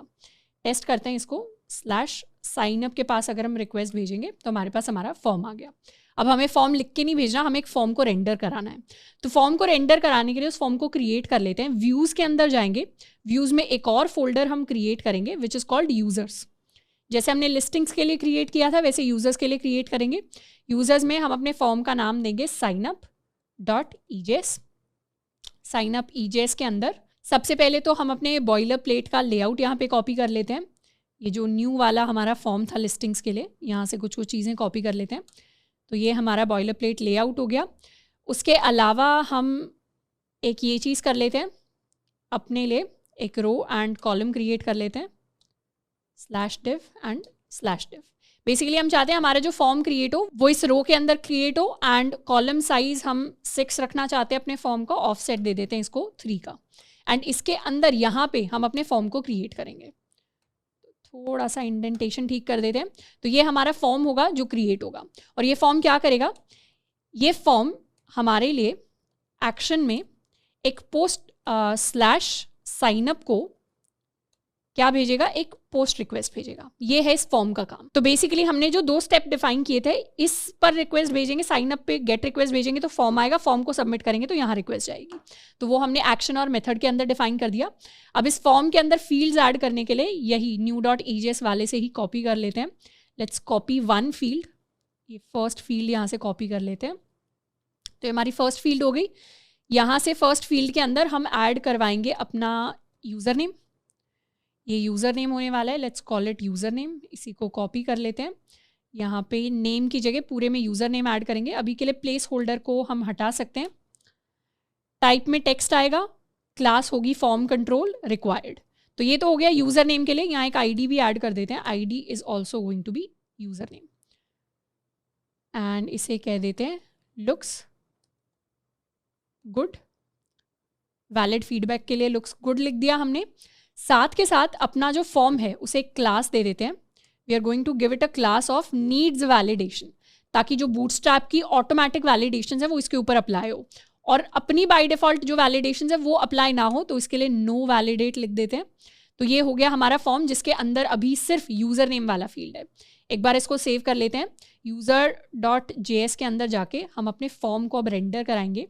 .render/ या users/signup.ejs, इसको सेव कर लेते हैं। एंड अब अगर हम साइनअप के पास रिक्वेस्ट भेजेंगे तो हमारे पास ये फॉर्म रेंडर होके आ रहा है। So this is our form. इस फॉर्म के अंदर अभी एक ही फील्ड है हमारी यूज़र नेम वाली। फॉर्म छोटा कैसे होके आ रहा है, पूरी बड़ी लाइनें क्यों नहीं है, क्योंकि हमने ऑलरेडी यहाँ पे फॉर्म के अंदर रो के अंदर कॉलम 6 की उसको विड्थ दी है, ऑफसेट दिया है 3 का, इसलिए वो मिडल ऑफ द पेज में आ गया। तो ये थोड़ी बहुत बेसिक स्टाइलिंग है जिसको हमने ऐड किया, जिससे वो मिडल में आ गया है। अब साथ के साथ फॉर्म में ऊपर की तरफ ही what we can do is, यहाँ पे एक H1 हेडिंग हम क्रिएट कर सकते हैं, sign up for on wanderlust. अपना प्लेटफॉर्म का हम नाम लिख देते हैं, सेव एंड रिफ्रेश। अब इसे भी अगर थोड़ा सा हमें सेंटर्ड करना है तो इसे भी सेम क्लास हम दे देंगे, column 6 and offset 3, save and refresh. तो यहाँ पे आ गया। अब हमें यूज़र नेम ऐड करना है। यूज़र नेम हमने ऐड कर दिया। यूज़र नेम के अलावा हमें ईमेल ऐड करना है, तो इसी को कॉपी कर लेते हैं, पेस्ट कर देते हैं। ये हमारा ईमेल के लिए होगा, फॉर ईमेल। यहाँ पे भी हम ईमेल लिख देते हैं। नेम में भी ईमेल आ जाएगा, आईडी में भी ईमेल आ जाएगा, टाइप में भी हम ईमेल डिफाइन कर देते हैं। इसके लिए हमें वैलिड फीडबैक की ज़रूरत नहीं है, तो वैलिड फीडबैक को यहाँ से हटा देते हैं। ये हो गया ईमेल के लिए। एंड इसी तरीके से हम एक ऐड करेंगे अपने पासवर्ड के लिए, तो इसको कर देते हैं फॉर पासवर्ड। पासवर्ड के लिए कॉपी कर लेते हैं, एंड ये हो जाएगा for password, name password, ID password, type is also password. इसको भी सेव कर लेते हैं। तीनों फील्ड्स जो हैं हमारी रिक्वायर्ड है, और साथ में हम एक बटन ऐड कर देंगे। यहाँ पे हम एक बटन ऐड कर सकते हैं। We are going to call it sign up, and इसे एक क्लास दे देते हैं BTN success. We'll make a green button, बाद में जाके हम स्टाइलिंग चेंज कर सकते हैं। रिफ्रेश कर दिया तो ये हमारा प्रॉपर फॉर्म है। अगर हमें साइन अप करना है तो साइन अप करने के लिए यूजर नेम एंटर करना पड़ेगा, ईमेल एंटर करना पड़ेगा, हमें पासवर्ड एंटर करना पड़ेगा। इसे एक बार टेस्ट भी कर लेते हैं। फॉर एग्जांपल हमने यूजर नेम के अंदर लिख दिया ABCD, एंड ईमेल के अंदर हमने लिख दिया abc@gmail.com, और अभी के लिए पासवर्ड को खाली छोड़ रहे हैं। अगर साइन अप कर रहे हैं तो हमें एरर दिखा देगा। तो इस तरीके से हमारी वैलिडेशंस जो है बूटस्ट्रैप की, हमारी कस्टम वैलिडेशंस वो भी काम कर रही हैं, सारी चीज़ें काम कर रही हैं। एंड हम चाहें तो इसे सेव भी करवा सकते हैं, बट सेव करवाने का मैकेनिज्म अभी हमने क्रिएट नहीं किया, तो अभी के लिए सिर्फ हम इन्फॉर्मेशन डाल के अपने फॉर्म के अंदर सेंड कर सकते हैं। तो ये हो गया हमारा साइन अप फॉर्म। अब नेक्स्ट हम इम्प्लीमेंट करने वाले हैं कि एक बार इस फॉर्म को अगर हमने सबमिट कर दिया तो फाइनली हमारा यूज़र कैसे जाके डेटाबेस के अंदर स्टोर होगा। तो नेक्स्ट हम इम्प्लीमेंट करने वाले हैं अपना सेकंड वाला राउट, जिसके अंदर हम पोस्ट मेथड से साइन अप करवाएंगे यूज़र से, तो उसके लिए यहाँ लिख देते हैं राउटर डॉट पोस्ट, रिक्वेस्ट आएगी हमारे /साइनअप के पास, एंड ये हमारी एसिंक्रोनस रिक्वेस्ट होगी क्योंकि डेटाबेस के अंदर हम चेंजेस करने वाले हैं। अब जब भी हमारी एसिंक्रोनस रिक्वेस्ट होती हैं हम रैप एसिंक को यूज़ कर सकते हैं, पर अभी के लिए अभी नॉर्मली हम इसे लिखने वाले हैं एसिंक। सबसे पहले तो हमारी जो रिक्वेस्ट की बॉडी होगी, रिक्वेस्ट की बॉडी से हमें user name, email and password को एक्सट्रैक्ट करना है। तो let user name, email and password is equal to request dot body, ये हम एक्सट्रैक्ट कर लेंगे। उसके बाद हम अपने लिए एक नए यूज़र को क्रिएट करेंगे। नए यूज़र को क्रिएट करने से पहले हमें अपने यूज़र मॉडल को रिक्वायर करना पड़ेगा। तो const user is equal to require dot dot slash models slash user dot JS, ये हमारा मॉडल हमारे पास आ गया। एंड न्यू यूज़र को हम क्रिएट करेंगे। नए यूज़र के अंदर हम क्या क्या पास करने वाले हैं, एक तो इसके अंदर हम अपना ईमेल पास करने वाले हैं, एक इसके अंदर हम अपना यूज़र नेम पास करने वाले हैं। तो इसे सेव करवा लेते हैं कॉन्स्ट न्यू यूज़र के अंदर, ये हमारा न्यू यूज़र हो गया। अब इस न्यू यूज़र को रजिस्टर करवाने के लिए डेटाबेस के अंदर हम लिखेंगे यूज़र डॉट रजिस्टर, जो मेथड हमने पहले यूज़ किया था, मतलब ऐप डॉट जेएस के अंदर जो हमने एक बेसिक फेक डेमो करके साइन अप करने की कोशिश की थी। इसको वैसे कमेंट आउट कर देते हैं, this is not useful for us, but यहाँ पर जो हमने यूज़र डॉट रजिस्टर किया था वही सेम चीज़ यहाँ पे कर रहे हैं, यूज़र डॉट रजिस्टर। इसके अंदर हम अपना यूज़र पास कर देंगे एंड साथ के साथ अपना पासवर्ड पास कर देंगे। अब ये जो मेथड है ये अपने आप में एसिंक्रोनस मेथड है, तो इसके लिए हम कर लेंगे अवेट, और ये हमें हमारा रजिस्टर्ड यूज़र रिटर्न करके देगा। तो const registered user is equal to this user, and इस रजिस्टर्ड यूज़र को हम प्रिंट भी करवा सकते हैं, console dot log registered user. और जैसे ही हमारा यूज़र रजिस्टर हो जाएगा वैसे एक फ्लैश मैसेज हम करा देते हैं। तो रिक्वेस्ट डॉट फ्लैश एक सक्सेस वाला मैसेज होगा which says user was registered successfully. इस तरीके का हम कुछ लिख सकते हैं, या फिर हम सिंपली लिख सकते हैं वेलकम टू वॉन्डरलस्ट, हमारी जो वेबसाइट का नाम है। एंड यहाँ से रिस्पॉन्स के अंदर हम रीडायरेक्ट कर देंगे टू /लिस्टिंग्स। मतलब अभी के लिए कोई है नहीं जगह रीडायरेक्ट करने के लिए, कुछ हमने एज सच पेजेस बनाए नहीं है, तो हम /लिस्टिंग यानी होम पेज पे रीडायरेक्ट कर देंगे और ये मैसेज हम फ्लैश करवा देंगे साथ के साथ। और जो हमारा यूज़र रजिस्टर करेगा उसको वैल्यू को हम प्रिंट करवा देंगे कंसोल के अंदर। इसको कर लेते हैं सेव, ऐप डॉट जेएस के अंदर भी जाके एक बार सेव कर देते हैं। एंड फाइनली रिफ्रेश कर लेते हैं इसको। यूज़र नेम के अंदर हम ऐड करने वाले हैं, we'll call it delta student, इसको कह देते हैं student@gmail.com, और पासवर्ड में हम एंटर कर रहे हैं हेलो। वो दिखाई नहीं देगा बट हमने यहाँ पे हेलो एंटर किया है। साइन अप पे क्लिक किया, जैसे ही साइन अप पे क्लिक किया okay it is saying the page is not working, a localhost didn't send any data. क्या एरर आया हमारे पास? User exists error, a user with the given user name is already registered. All right, तो इसने क्या किया, passport ने automatically हमारे लिए डिटेक्ट कर लिया, क्योंकि यहाँ से जो हमने डेमो यूज़र भेजा था इसमें भी हमने same user name delta student use किया था, तो इसीलिए हमारे पास ये एरर आ गया। कोई नहीं, सर्वर को एक बार या तो वापस आ जाते हैं, let's stop and restart our server, क्योंकि अभी हम क्या कर रहे हैं, अभी हम अपने एरर्स को हैंडल नहीं कर रहे। एरर हैंडलिंग के लिए अभी हमने कुछ नहीं किया user.js के अंदर। तो वापस से आ जाते हैं, एक नया /signup पे जाएंगे, /signup, एंड एक नया नाम सोचते हैं, we'll call it let's suppose अपना कॉलेज स्टूडेंट। इसको कह देते हैं ac@gmail.com, एंड यहाँ पे पासवर्ड के अंदर वील सेंड हेलो। जैसे ही साइनअप पे क्लिक किया, लुक्स गुड वगैरह सारी चीज़ें आ गई थी, हमारे पास आ गया वेलकम टू वॉन्डरलस्ट, मतलब सक्सेसफुली हमने साइन अप कर लिया। और साइन अप करने के बाद हमारे यूज़र की जो इन्फॉर्मेशन है वो भी प्रिंट होके आ गई, यानी ईमेल के अंदर हमने ये भेजा था, यूज़र नेम के अंदर हमने ये भेजा था, हमारे लिए ऑटोमेटिक ये सॉल्ट यूज़ हुआ है। एंड जो हैश्ड फॉर्म है हमारे पासवर्ड की, वो ये कुछ ऐसा दिखता है हमारा पासवर्ड जब डेटाबेस के अंदर सेव हुआ है। तो डेटाबेस के अंदर ये इन्फॉर्मेशन सेव हुई है, कहीं भी यहाँ पे आपको हेलो एज सच दिख नहीं रहा होगा। तो हमारा जो पासवर्ड है वो सिक्योर फॉर्म में हमारे पासपोर्ट लोकल मोंगूज ने जाके सेव करवा दिया है। एंड इस तरीके से हम router.post से साइन अप कर सकते हैं। अब इसके अंदर कुछ कुछ चेंजेस हैं। एक तो हम रैप एसिंक यूज़ कर सकते हैं, we can use wrap async यहाँ पे, और उसको रिक्वायर भी कर, ओके ऑटोमेटिकली रिक्वायर हो गया रैप एसिंक। एंड साथ के साथ एक और चीज़ जो हम कर सकते हैं, कि हम बाय डिफ़ॉल्ट एरर्स हैंडल करने की बजाय यहाँ पे ट्राई कैच को यूज़ कर सकते हैं। ट्राई कैच के अंदर हम ये पूरा का पूरा जो प्रोसेस है इसको ट्राई करेंगे और इसके अंदर कोई भी अगर एरर आ जाता है तो उस एरर को हम कैच कर लेंगे। एरर अगर आ जाता है, अब यहाँ पे एरर कैसे आएगा, हमें पता है रिक्वेस्ट डॉट बॉडी के अंदर तो ये सारी चीज़ें आएंगी ही आएंगी। एंड फिर न्यू यूज़र को जब हम रजिस्टर कराएंगे तो एक एरर का हमने अभी एग्जांपल देख ही लिया था कि अगर ऑलरेडी एग्जिस्टिंग यूज़र नेम को हम रिपीट करवा रहे हैं तो उस केस में अभी क्या हो रहा था, उस केस में अभी हमारा सर्वर स्टॉप हो रहा था। या अगर हम रैप एसिंग को भी यूज़ करेंगे तो उस केस में अजीब सा एरर हमें दिखाई देगा। इनफैक्ट एक बार देख भी लेते हैं कि सिर्फ अगर रैप एसिंग को यूज़ किया, एक बार ट्राई कैच को हटा देते हैं, let's save it and refresh करके यहाँ मैं यूज़ करूँगी डेल्टा स्टूडेंट एंड इसको कह देते हैं delta@ अपना college.in something and hello. Sign up किया, एरर में आ रहा है a user with the given user name is already registered. तो हम चाहते हैं कि एरर मैसेज तो हमारे पास फ्लैश हो जाए, पर वो सिर्फ फ्लैश होके आए। इस तरीके से जो एरर हमारे पास आ रहा है, तो अभी हम क्या हो गए, अभी हम एक लॉस्ट पेज के अंदर आ गए, रैंडम पेज के अंदर। तो हम चाहते हैं कि साइन अप के ऊपर ये पूरा का पूरा बस एरर ना आए। साइन अप के ऊपर अगर हमारा यूज़र नेम हमारा ऑलरेडी एग्जिस्ट करता है डेटाबेस में तो बस एक बार मैसेज फ्लैश हो, बाकी दोबारा साइन अप वाला वो फॉर्म हमें दिखाई देने लग जाए।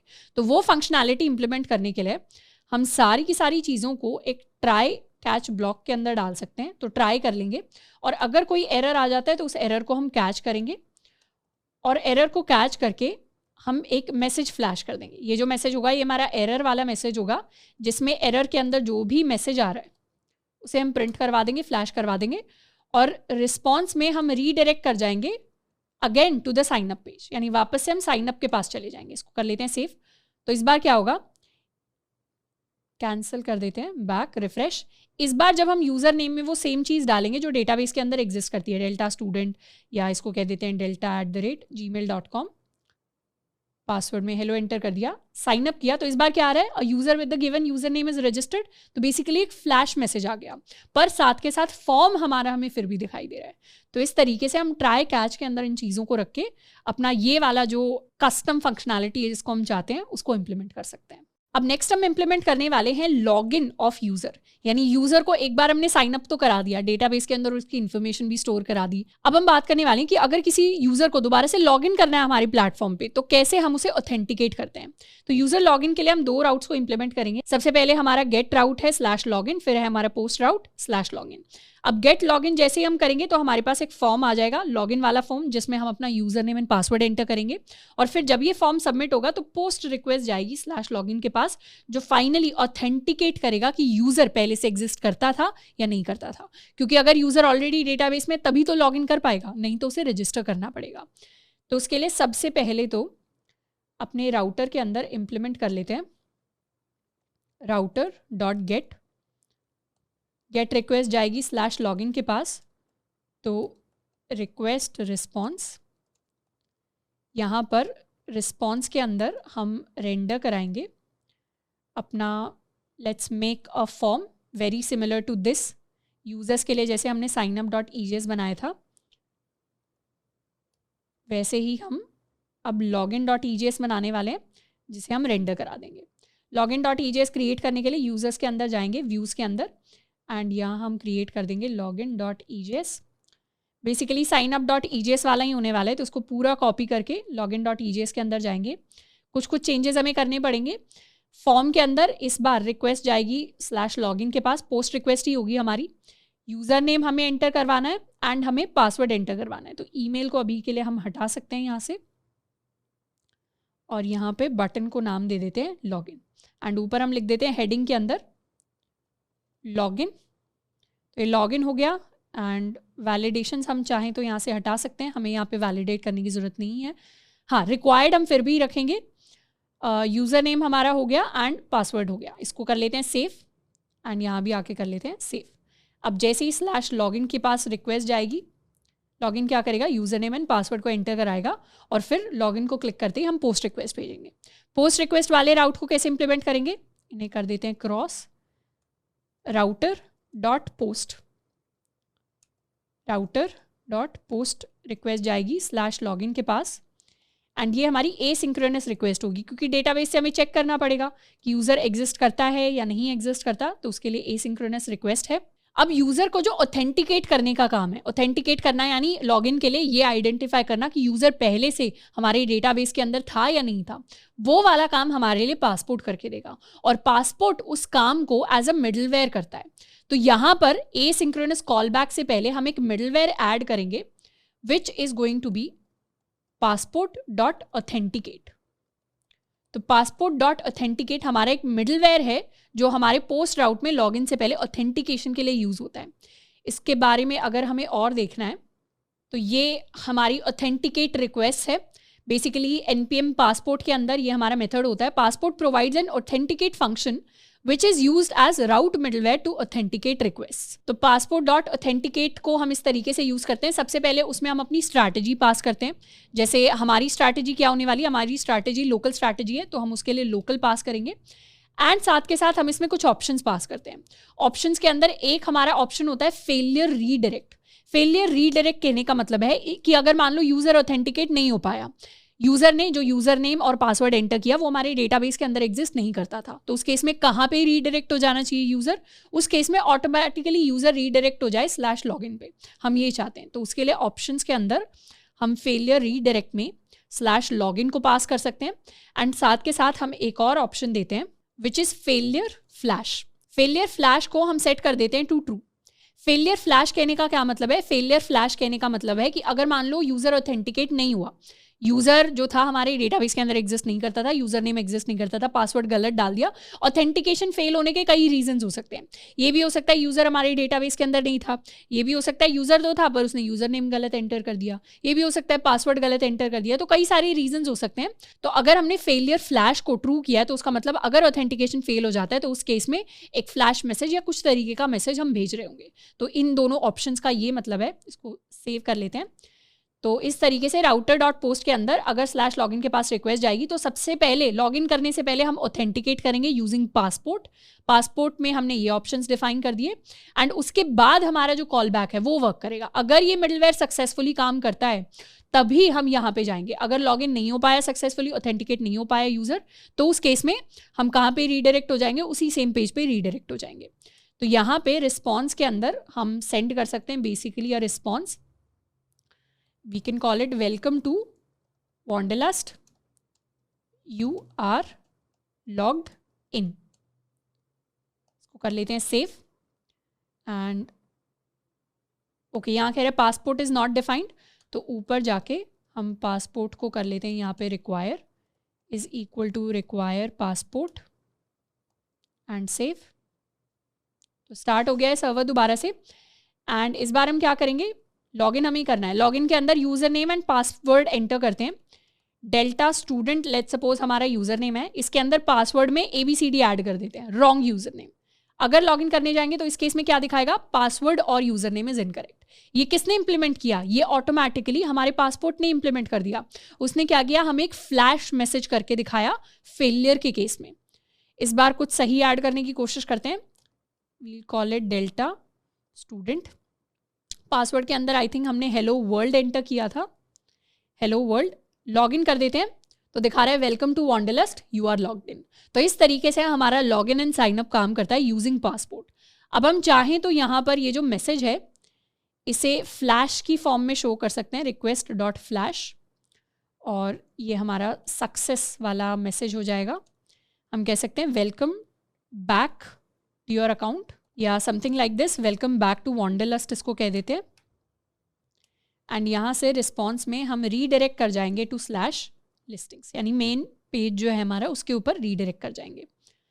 दोबारा आ जाते हैं delta student and hello world में अपना पासवर्ड डाल देते हैं। लॉगिन किया तो हम यहाँ आ गए वेलकम बैक टू वॉन्डरलस्ट, यानी हम अपने अकाउंट में कर गए लॉगिन। इसको कर सकते हैं क्रॉस। तो इस तरीके से हमारे साइन अप एंड लॉगिन की फंक्शनैलिटी काम करती है जो बेसिक पासपोर्ट के थ्रू हम इंप्लीमेंट कर सकते थे। अब इसके अंदर और भी काफ़ी सारी चीज़ें हैं सीखने के लिए, उनको हम नेक्स्ट पार्ट के अंदर सीखेंगे। हम कुछ मिडलवेयर्स हैं जिनको इंप्लीमेंट कर सकते हैं। साथ के साथ ऑथराइजेशन ऐसा एक मेजर पार्ट है जिसको अभी तक हमने नहीं देखा। तो अभी के लिए इतने पार्ट को अपने प्रोजेक्ट के अंदर इंप्लीमेंट करके रखना है। बाकी आई स्ट्रांगली सजेस्ट यू कि एज अ होमवर्क प्रॉब्लम एक बार थोड़ा सा पासपोर्ट की जो डॉक्यूमेंटेशन है उसको जाके थोड़ा बहुत समझ लेना है, ताकि जो भी मेथड्स हम यूज़ करें, ये जैसे ये जो ऑथेंटिकेट फंक्शन है, या फिर यहाँ पे हमने जो रजिस्टर फंक्शन को देखा, डेमो देखा, या फिर ये जो चीज़ें हम यहाँ पे लिख रहे हैं, इनके मतलब हमें ऑलरेडी क्लियर हो, क्योंकि जब इनके मीनिंग हमें क्लियर होंगे, इनके मीनिंग हमें याद रहेंगे, तब जाके ऑथेंटिकेशन का रियल मीनिंग हम समझ पाएंगे। तो पासपोर्ट की जो डॉक्यूमेंटेशन है उसको एक बार ज़रूर पढ़ के देखना है। अगर उसमें थोड़ा सा एक्स्ट्रा टाइम लग जाता है, घबराने की बात नहीं है। This is a really useful tool, जिसको अगर एज अ डेवलपर हम अपनी जर्नी को कंटिन्यू करेंगे तो बहुत बार हम यूज़ करने वाले हैं।